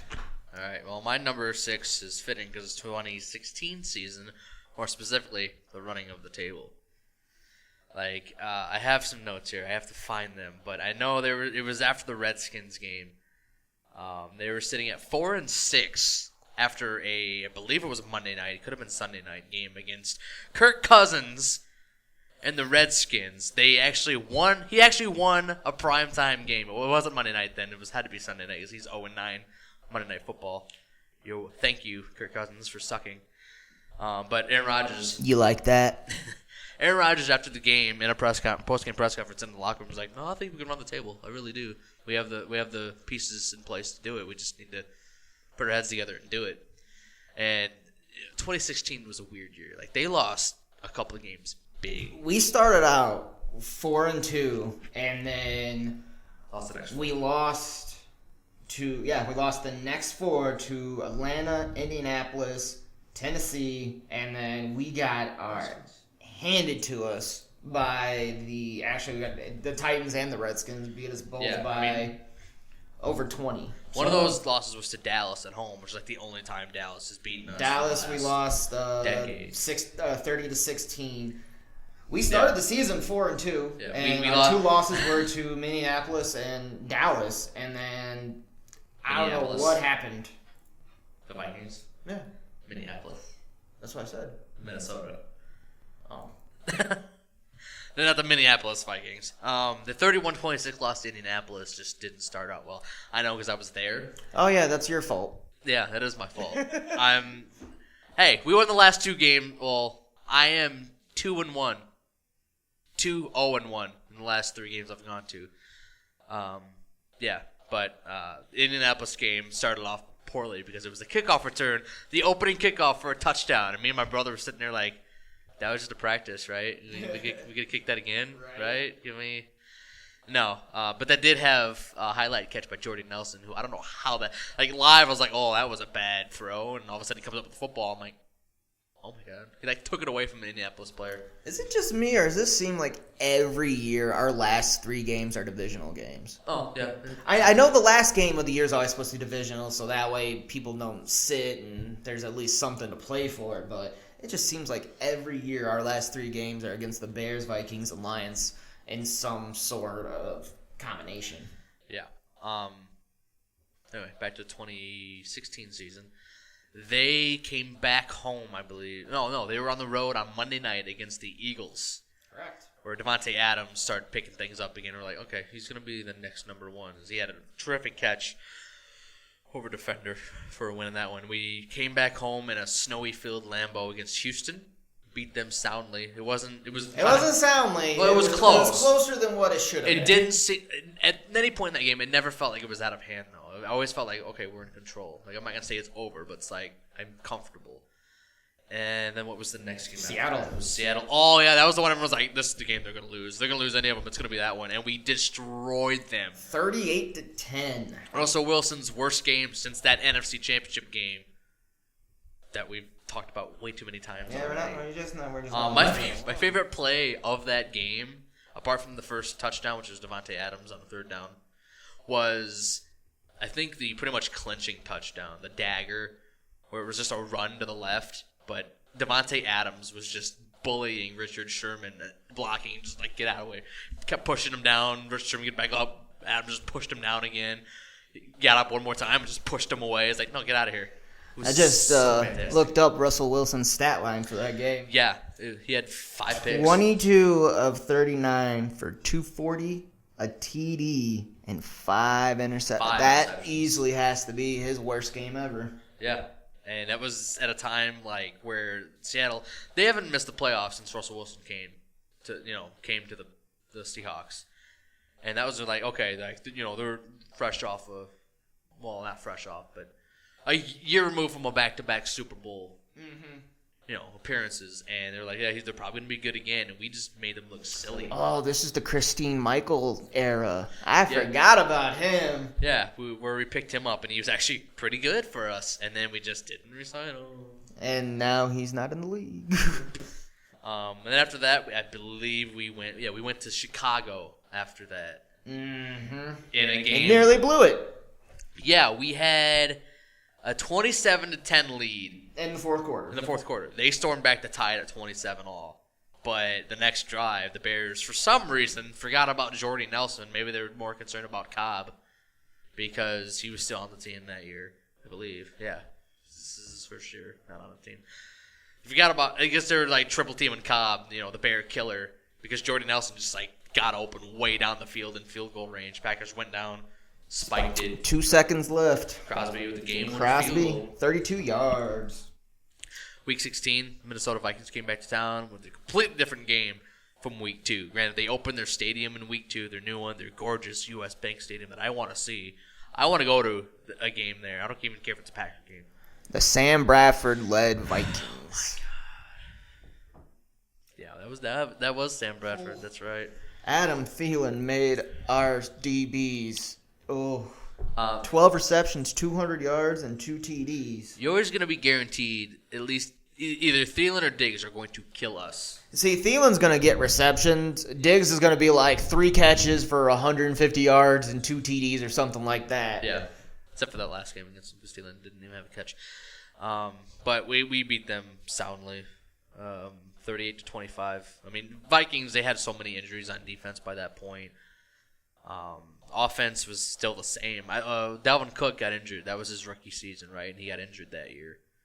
Or was it 2017? I can't remember. That sounds correct.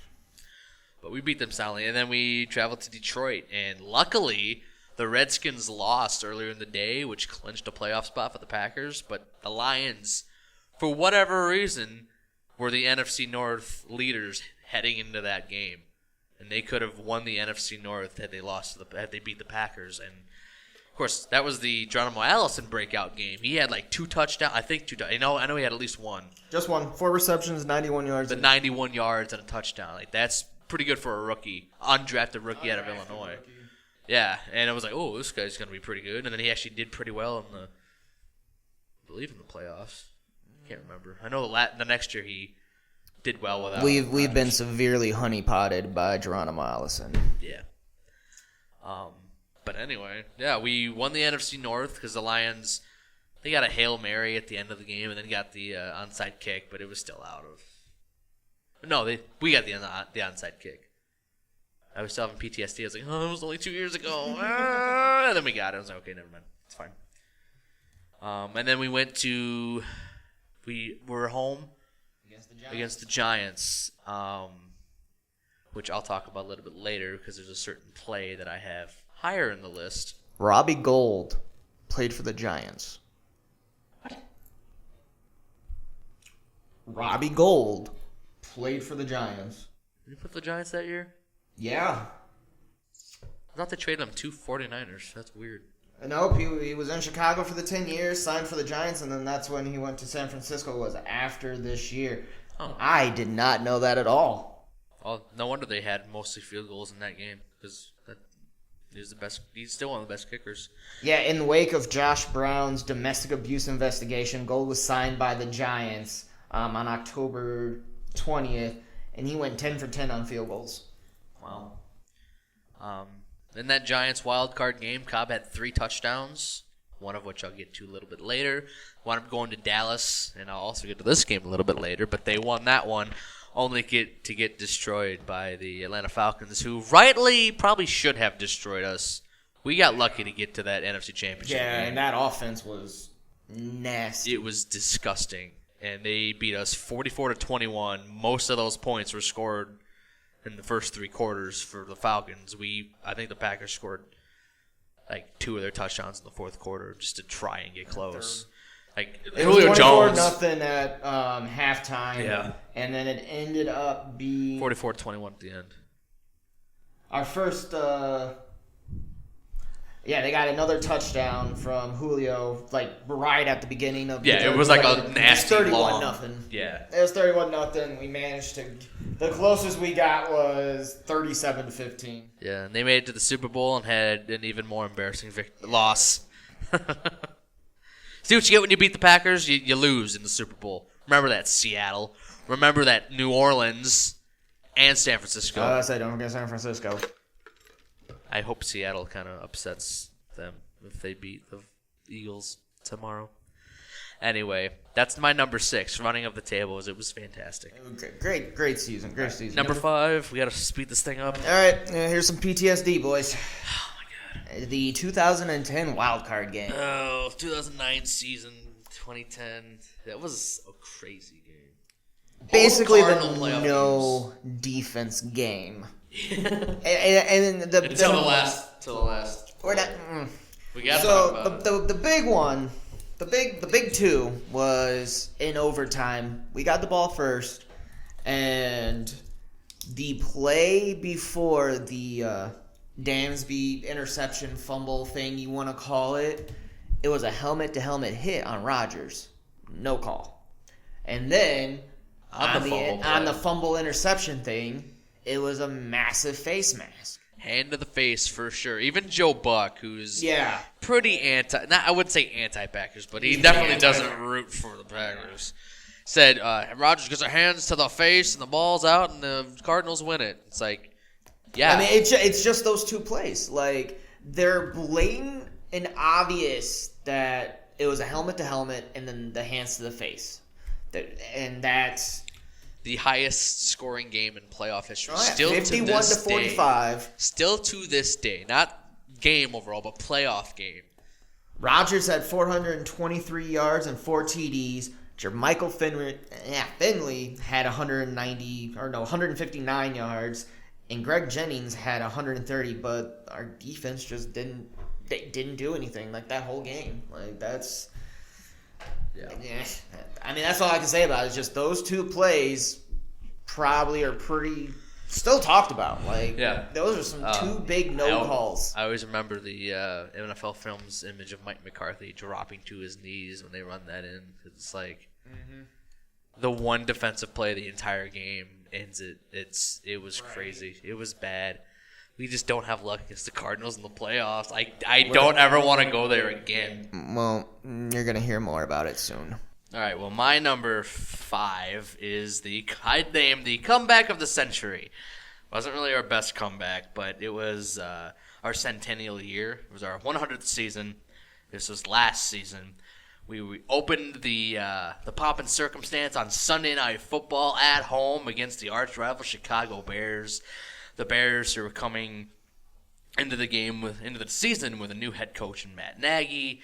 They just picked up Khalil Mack like 4 days before. They had a whole lot of momentum, honestly. They had too much momentum. They had Mitch Trubisky, who they were hoping would make that next jump. And really, last season, he did make a nice jump from 2017.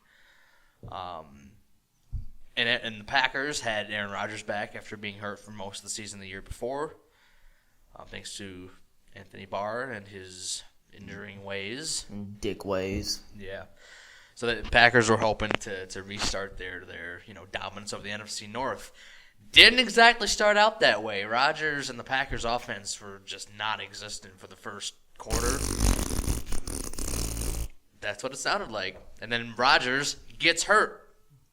And all of a sudden, I was at work when it was happening, so I kind of had to just be on the down low and be like, there goes our season already happened. It didn't even last a game. It didn't even last a play before I'm like, our season's over thanks to Brett frickin' Hundley. Well, that was the year before. We had Deshaun Kaiser last year. Oh, okay, basically the same person. Hundley was better than Kaiser. Kaiser spotted the Bears 10 points.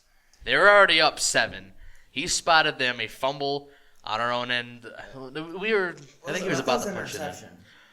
He had a fumble first, I believe, which led to a Bears field goal. Didn't they count the Mac thing as an interception? Maybe. I don't know. I just know, like, the first play, he gave the ball to Mac. Yeah, I'm pretty sure. Oops. I'm pretty sure that the Khalil Mack pick six was a pick six, but he also fumbled the ball that Mack also caused, and they wound up getting a field goal out of that. So Deshaun Kaiser, which gave them a 17-0 lead. They had a 20-0 lead before Rodgers even came out of the locker room. He comes back. All of a sudden, all the momentum's back on the Packers side. I don't care what Khalil Mack was doing. Our entire franchise, the last 4 years, who we thought was out again for a whole nother season, they looked bad. I thought it was when he was jacked. Yeah, comes back on the field, gets him to get a field goal, and then Toronto Allison has a beautiful catch. That's another reason why we thought he was going to turn it on this year. Beautiful catch, 39 yards into the end zone, making it 20-10. Next, I believe it was the next drive, found Devontae Adams, he's the best in open field. He'll make a move or two or three or four and get 5-10 more yards. He catches at the 5 and he dips and dangles and he gets into the end zone for a 12-yard score to get within 3. Bears unfortunately go all the way back down the field, kick another field goal. Packers are down by 3. They get the ball back. First play. Throws it right off the chest of Kyle Fuller, who could have been a Packer in the offseason. I thought that was It was Kyle Fuller. It was Kyle Fuller? Because... I thought it was Callahan. No, as I always remember, he dropped it because we were the ones that got him paid. Because he was a restricted free agent. We were like, hey, we'll give you this amount of money if you come play with us. And he was like, okay. And the Bears like, nah, dude, we're matching that immediately. He was like, all right. But look how bad he's regressed. Yeah, he has not been the same player this year. And that kind of started it all because he had an easy interception he dropped. 2 plays later, the Bear killer again comes through. Randall Cobb on 3rd and 10 finds the ball. I don't know how he got free. Catches the ball. He didn't. He just outran whoever was covering him. Yeah. Give props to Khalil Mack. He was the last person he had to avoid for the tackle. I think it was that 82 yards to the house? It was, if I can find it, 75 yards because we had a touchback. And they took the lead 24-23, and the Bears got the ball back. And despite the first of 3 roughing the passer calls on Clay Matthews throughout the next 3 games, the Bears couldn't do anything. Packers got the ball back, ran out the clock, and started their 100th season in style with probably one of the best comebacks in Packer history, not counting the Dallas game. Good game. In 2013, and not counting a couple other Brett Favre games. Unfortunately, that season did not go the way we hoped, as they finished 6-8-1, the worst with Rodgers as the starter. 7-8-1. 7-8-1. Yeah, you're right. You got a game there. I did. I don't know. My script would have been wrong. I thought it was 6-9-1. Anyway, 7-8-1. I thought we only had 6 wins. It might be 6 wins. Anyway. Yeah, it was their worst regardless with Rodgers as full-time starter. They ended the season by firing Mike McCarthy. I mean, it didn't even wait till the end of the season. I'm about to say, no. I think we fired him after that was pretty much Washington game? It was after the Arizona game. After they were the worst team in the league. I'm about to say, when they were, 1-12? And we lost. Badly. At home. 17-14. It wasn't. It was a lot worse than what the score though was. Yeah, we got those last 2 touchdowns in the last part. It's no, you can't do that. But that was really the end of the season, so that's what I mean. They fired McCarthy, but this game at least had a highlight of that season. It wasn't all just wipe it away from our memory because we had that game. That's my number 5. That's good number 5. Yeah, number 4. All right, number 4. I have 2 plays. And it is the Jeff Janis Hail Mary game. So funny how you should mention this. We don't. I wasn't planning on doing this, but my number 4 is all 3 Hail Marys. Oh, the Detroit one too. The Detroit one, both Jeff Janis ones. So I count that as one game though, and then the Randall Cobb one, and the Giants game. Oh, so the back of the end zone. Yeah, so we can talk about this one together. But yeah, for those who don't know. Jeff Janis was from Saginaw Valley, wherever the hell that is, and was an undrafted free agent. literally did nothing all year. Like, did he do returns maybe or? He was on special teams. And he was a special teams player from, like I said, Saginaw Valley. Did nothing all year, and in this game, not only catches one Hail Mary, but catches two. We got dominated by the Cardinals in this game. I think at worst it was 20-0. No, I don't think we were dominated. We led a couple times in this game. The game in Week 16, they dominated us. We lost huge. Let me look this up. This is, 2015, right? 2015 Packers Yeah, that season. sounds about right. Into 2016. Yeah. Whoa, my thing's fell. I'm using Wikipedia for those that think that we use some kind of high-tech thing. We lost 38-8 against the Arizona Cardinals in Week 16. We had the lead in the Cardinals game at one point. It took a weird deflection off. Somebody was defending Larry Fitzgerald. Went off his hands, floated over like 5 guys in the back of the end zone. And I believe Michael Floyd was the one that caught that ball. He has a drinking problem. Does he? He has a bad one. Yeah, Michael Floyd caught it to make it, I believe, a 4-point game lead for the Cardinals. We were winning 13-10, I believe. Maybe I'm wrong. I could be wrong. Like I said, I swear we were dominated that game. No, we were not. Right. I expected it. I was at work. I was working for the Ice Hogs at this point in my career, in my life. But I was still watching them because I was an intern. I didn't care. And I saw the tip drill. We wound up we were down 7 points. All right, after a field goal. I've been wrong before. But his first Hail Mary was a 60-yarder on a 4th and 20 and got the ball down to 36-yard line. 36-yard line. And then caught the game-tying touchdown. Yeah, with about 6 seconds on the clock when the play started. Back-to-back Hail Mary catches for Jeff frickin' Janis. A guy who literally, nobody... Saginaw Valley. Yeah, nobody... Packer fans knew him just because he was on special teams. He returned a few kicks. He had a couple of catches. This game alone, he had 7 catches for 170 yards. It's Jeff Janis' game. Great game. Literally has done nothing since. Yeah, Mr. Crosby sent the extra point through the uprights to tie the game, and that first freaking play of overtime. We got to talk about the coin flip first, because Packers are the away team, so Aaron Rodgers gets the coin toss. He chooses, I believe he said tails. They throw it up in the air. It comes down. It didn't flip. Oh, so they were So the referee was like, "Oh, it didn't flip. I got to flip it again." And Rodgers thought, "Well, since you already tossed it and failed, I want to change it to heads now." They didn't give him that choice. I don't know if that's a rule. They can't change their choice. It's a lot of if dumb something rules. like that happens, there is. But they just flipped it again, and Rodgers was like, "Ooh!" And they wound up losing the coin toss. First play, Carson Palmer makes the only athletic move he's made in 5 years, where we had him for a sack. He spins out of it, gets free. It's a broken play. Larry Fitzgerald's left wide open. Their best player on the field left 75 wide open. yards. To about the 3. And 2 plays later, an awkward shovel pass thing, and that was that. But yeah, number 4, the Jeff Janis game, because he's literally, I don't think he's had a catch in a regular season game since. I don't think he's went to Cleveland for a year, and that was it.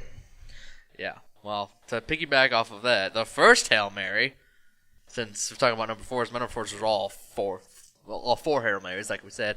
We talked about the Arizona one. Packers started 2015 6-0. That was a weird season. They lost their next 4 out of 5, and then went to Detroit, and was pretty much going to lose the next 5 out of 6 at that point because they were down 20-0 at halftime. And somehow, Devontae Adams got his first touchdown of the year, his only touchdown, if I remember correctly, of that season. Maybe he had one against the Bears. You're right. Second season, right? It was his second season. Yeah, he only had one. And it was this game. Rodgers also ran one in, but they were still down by 4 or 5 points. Oh, they were down 23-20 with 1 play left. Rodgers and the Packers were on their own side of the field, deep in their own side of the field. Decided, well, let's just do a lateral play. So he laterals it over, or he throws it to Richard Rodgers. He throws it back to Aaron Rodgers, who gets hit with the benefit of a bad referee angle. Looked like he got hit in the face mask. They threw the flag, so that he got an extra 15 yards and one more play to work with. An untimed down. Rodgers sailed it. He got the snap, rolled about 40 yards high, right? He threw it 40 yards high, 60 yards deep to the end zone where Richard Rodgers was there to catch it. Richard Rodgers was definitely not the target. He looked up from about like the 15 and just backed up as much as he could and just jumped, and it was perfect. Absolutely perfect. It was a game ender. Yeah. Rodgers had just turned 32 the day before. I only know that because the Jim Nantz is probably one of the most underrated play-by-play guys in the NFL. People didn't like him because he had Phil Simms as his color man for so long, but now that he has Tony Romo, people are like, oh yeah, he's the best ever. I would agree. They're really good. Mm-hmm. Asked if he had a vintage moment left in Aaron Rodgers, and he sure enough did. They won that game. They it was called the Miracle in Motown. They won their following 2 games, got a wild card berth against the Redskins, and they beat them 35-18 after a rough start, a rough first quarter, and then traveled to Arizona, where Zach already laid out the 2 Jeff Janis plays that saved that game, and so they lost. Sort of. And then the Cardinals went to the Panthers and got demolished, even worse than we did. And Panthers lost the Super Bowl that year. And then 1 year later in the wild card round, they faced the New York Giants. I mentioned this a little earlier in this podcast. I know we're like almost 2 hours in at this point, but bear with us, folks. It's our first one. We didn't time us out very well. We got 2 left. Yeah. Actually, I can 3. piggyback my 3 onto this one. We got 3. Yeah, they were able to take a 7-6 lead after like Odell and the Giants receivers just could not catch anything. They had to settle for 2 field goals. This was the gold year, wasn't it? 2016? Yeah, I think so. Yeah. And then Packers got the ball back with like 20 seconds. It was like a 4th and 2 on like their own side of the 50, like the 52-yard line. And instead of having Crosby go out and kick like a 70-yard field goal, Rodgers was like, just chuck it. They worked 3 other times. Why not? Threw it to the back of the end zone where Randall Cobb got a little bit of a push off, but it's a Hail Mary. I mean, he didn't where most like push off offensive PI penalties, they push the other receiver. He kind of pushed himself off of him, got open, made the catch in the back of the end zone. That changed the entire game. It was a very pretty catch. That changed the entire game. Cobb, again, like I said earlier, finished with 3 touchdowns in that game.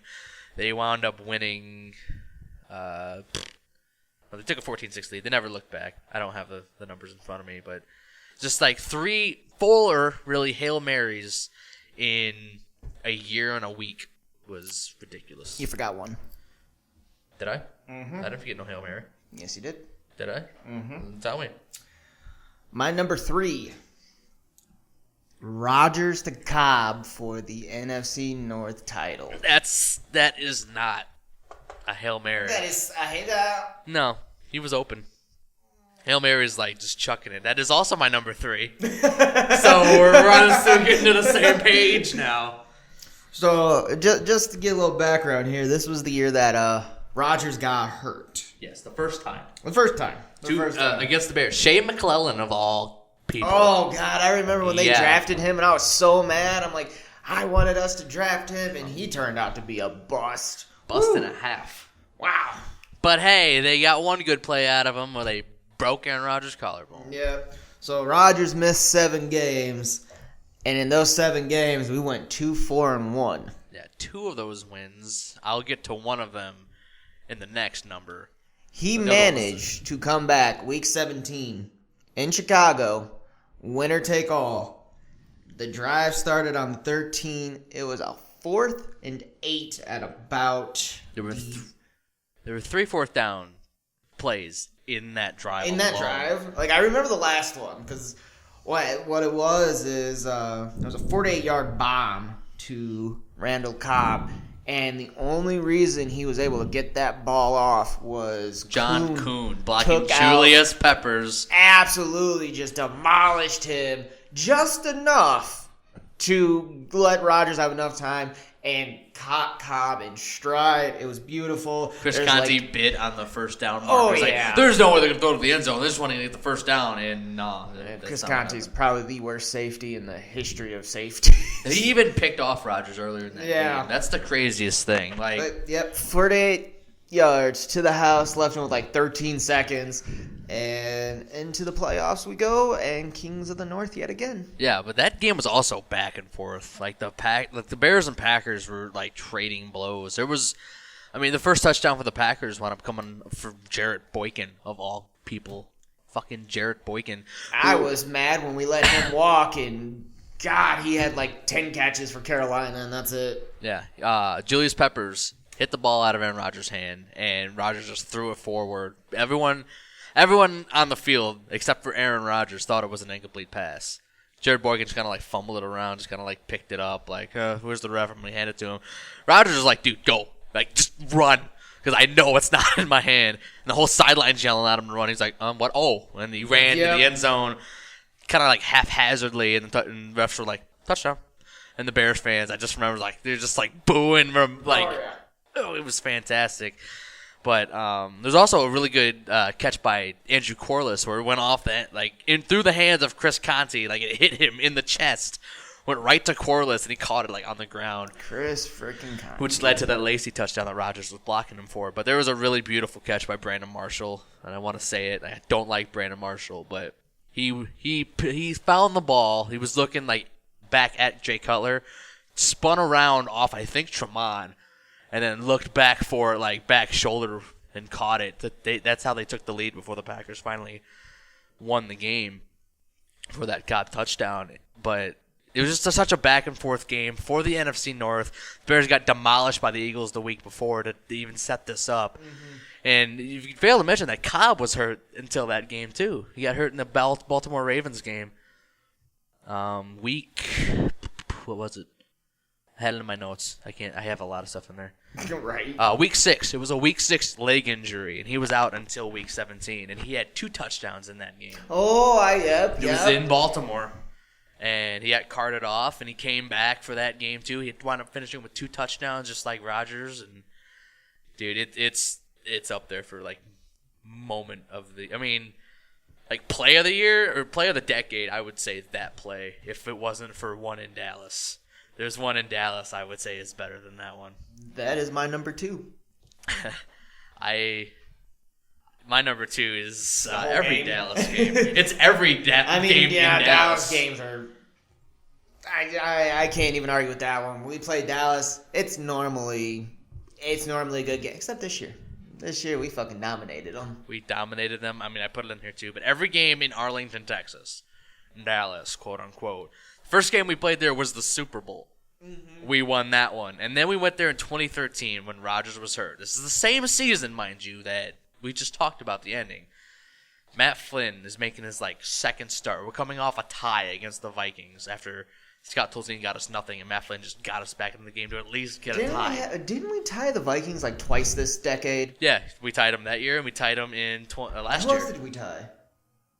Last year. No, I feel like we had 3 ties. No, we only had 2 just ties. the 2, and it was both to the Vikings. The Vikings. Yep. Okay, I'm not losing. I was at that other Vikings game. That's how I know. Oh god, that's depressing. Yeah. Oh. I was at that Clay Matthews bullcrap call. Anyway, 2013, Matt Flynn's in. We're down. What was it? 26-3 at the time. Was it halftime? At halftime. Yeah, it was halftime, and 26-3 sounds right. And Flynn just 26-3 in the first half, and Eddie Lacy had a 45, 50-yard run to start the second half, and it was Jordan Nelson's only touchdown catch that wasn't from Rodgers in his career, I believe. No, he had a couple catches from Hundley? Carr. Well, are we only talking Green Bay wise at least? Yeah, Green Bay wise, it was nothing but Nelson to Rodgers. Yeah, and then he might have had one. Yeah, Sham Shields picked off. Sham Shields. Sham Shields picked off Tony Romo And what should have been a run play is they had the game. This is the fourth quarter. They had the game pretty much won. If they just kept running the ball, it would have been fine. Tony Romo audibled out of it. He got away from a sack by Clay Matthews, threw it over the middle, I believe, to Des Bryant, and Sam Shields was there instead. Yeah. Picked it off. Packers wound up getting a touchdown to get back within, I think, a point. Dallas came down, scored again with Dez. Then I don't remember the actual specifics, but Packers wound up getting the lead with an Eddie Lacy run. It was like a 1-point lead. I think they went for 2 and didn't get it. And then Tony Romo, trying to get his team back in field goal range, throws it to Tramon Williams, who thought he had a pick early, like a couple series earlier. Yeah. Which I think led to that Cowboys touchdown later on. This time they rolled it incomplete, and Tron was like, no, that was a catch for sure this time. Like, you need to challenge that, even though it's under 2 minutes. You can't challenge it. They called a timeout. Even Troy Aikman, who was on the call, was like, they shouldn't have to call a timeout. Like, they should review this regardless. They reviewed it. Tramon Williams had catch all day underneath, and they wound up running out the clock and beating the Dallas Cowboys. The next time that they faced them was 2016. I believe this is the game you're talking about. The Jared Cook game. The Jared Cook game. Getting out to a fast start. Richard Rodgers to Rodgers for the first touchdown of the game. This is after they beat us in the regular season, 30-16. Yep, it was 21-3 Green Bay midway through the second quarter, but a quick Des Bryant catch. It was 28-13 starting the fourth. Yeah. And all hell broke loose. Yeah, it wound up being Cowboys were trailing 28-20 late in the fourth, but Dak Prescott found Des Bryant in the back of the end zone and then ran in the 2-point conversion to tie the game. Packers picked it up. 58 seconds. We had a 17-yard completion Montgomery. There was we led a 2-minute, 35-second drive that ended with a Mason Crosby field goal to take a 31-28 lead. The Cowboys then answered with a field goal of their own, a little less than a minute later, tying it at 31. Now, I believe, 35 seconds left. Take it away, Zach. So after that little 20-yard completion to Montgomery, we gave up a sack, and that's when we thought, well, they're just won everything on this season. And Rodgers somehow, he dead to rights. Do up a little schoolyard play. Yeah, dead to rights. And just this 35-yard needle to Jared Cook, of all people, sliding out of bounds, managed to get both feet in, possession. He got 2 toes in. That was everything. It was a thing of fucking beauty, and they looked at it for a good 10 minutes. Yeah, the initial referee said incomplete, but then somebody on the far side was like, "No, dude, that was a catch." Yeah, take a look at it. And like I said, they took about 10 minutes to look at it, and then Crosby comes in and just kicked one right down the middle. And I won't take any other answer. It was going right down the middle. There was no panic in sight. I lied because it probably should have missed. Everyone was like, was there wind in the closed dome of AT&T Stadium that allowed that to go through? Right. It looked like the Lions field goal that just happened in Week 17, where it was going and just kind of sailed in. With that, we went to the NFC Championship game to get demolished by the Falcons. Yay. A lot of our happiness is followed by sadness. Yes. The 2017 season, the season right after that, we got a rematch in Dallas. Oh, my God. Excuse me. I won't edit that out. I'll forget. Jesus. Just excuse me, everybody. Dallas got off to the fast start in this one. Oh. I know. It tastes like McDonald's. Dude. Tastes like McDonald's, man. That's bad. I'm sorry. Anyway, the Cowboys took a 21-6 lead. It would have been 21-7, but Mason Crosby missed 2 extra points in this game. That one was the first. Back and forth, Packers led 22-21. Dan Bailey took the lead with a field goal before Dak Prescott threw a pick six to Demarius Randall, who is on Cleveland now and has done nothing. But it was a pick six. And Pretty sure he got cut by Cleveland. Did he already get cut? He was on there last game. I saw them play. Maybe he was about to be cut because he's been sent home a couple times and a healthy scratch. And He is just literally what you call a locker room cancer and does not have the skills to be considered a locker room cancer. Anyway, they gave the Packers a 28-24 lead. Dak Prescott and Ezekiel Elliott took the Cowboys down the field on the back of a fourth down call that was kind of close. They had to review it. Prescott ran in a QB keeper to take a 31-28 lead. But for the second time in 2 games against the Packers, they left too much time on the clock. There was only 35 seconds left when they took over in the playoff game. There was a whole minute and 13 seconds on the clock in this one. It was a done deal. Like, they're not just gonna. Oh yeah. Not just gonna tie the game. They're gonna win it. You don't give Rodgers time on the clock. No. In that game against the Giants, he had like 28 seconds and got a game-winning field goal. He gave him 3 times that. It also helps that Crosby has a leg on him. Yeah. Staring into the direct sunlight through the beams, through the windows of AT&T Stadium. Just a Stadium. terrible design. Yeah. They shouldn't have built it that way. Like, oh man, you gotta play a 4 o'clock game there. Like, one way you're looking straight in the sun. Good luck. They were dinking and dumping all the way down to the Dallas 12-yard line. He threw a pass to Davante Adams to the left side that got broken up. Adams comes back to the huddle. He's like, dude, do the same play. Throw it right back to me. I got you. With 16 seconds left, floated one left of the end zone. Davante Adams jumped in the air, caught it, brought his feet down for the 1-2. Left Arlington, Texas for the 4th straight win in AT&T Stadium. Already, I'm like, no, dude, they can't beat us in Arlington. And then we got another chance this past season, 2019. Green Bay had the pleasure to beat the Cowboys under their own roof again. Pretty fresh in everyone's minds. Let me hit you with the basics. Aaron Jones at a coming out party was scoring 4 touchdowns. A first in the history of the Cowboys defense. They've never given up 4 rushing touchdowns to the same running back. Packers led 24-0 after halftime, eventually letting the Cowboys get back within 10 before a missed field goal by Cowboys kicker Brett Meyer. Well, former Cowboys kicker because they got rid of him. You're right. Gave the Packers a 34-24 victory. Aaron Rodgers went 22 of 34 for 238 passing yards. Aaron Jones rushed for 107 yards on 19 carries for 4 touchdowns and caught 7 catches for 75 yards. I was about to say, I know he had a good game receiving as well. Packers defense also had a great day by forcing 3 turnovers by interception and gathering 3 sacks. AT&T Stadium, the world Jerry built for the Packers. That's our list, guys. I know we spent like 2 hours talking about it, like exactly 2 hours, but it was a good decade for the most part. Like, Zach went over some of the bad parts. I tried to stay a little more positive. We've had very good moments. We've had quite a few bad moments. We've only had, 3 losing seasons? Or 2?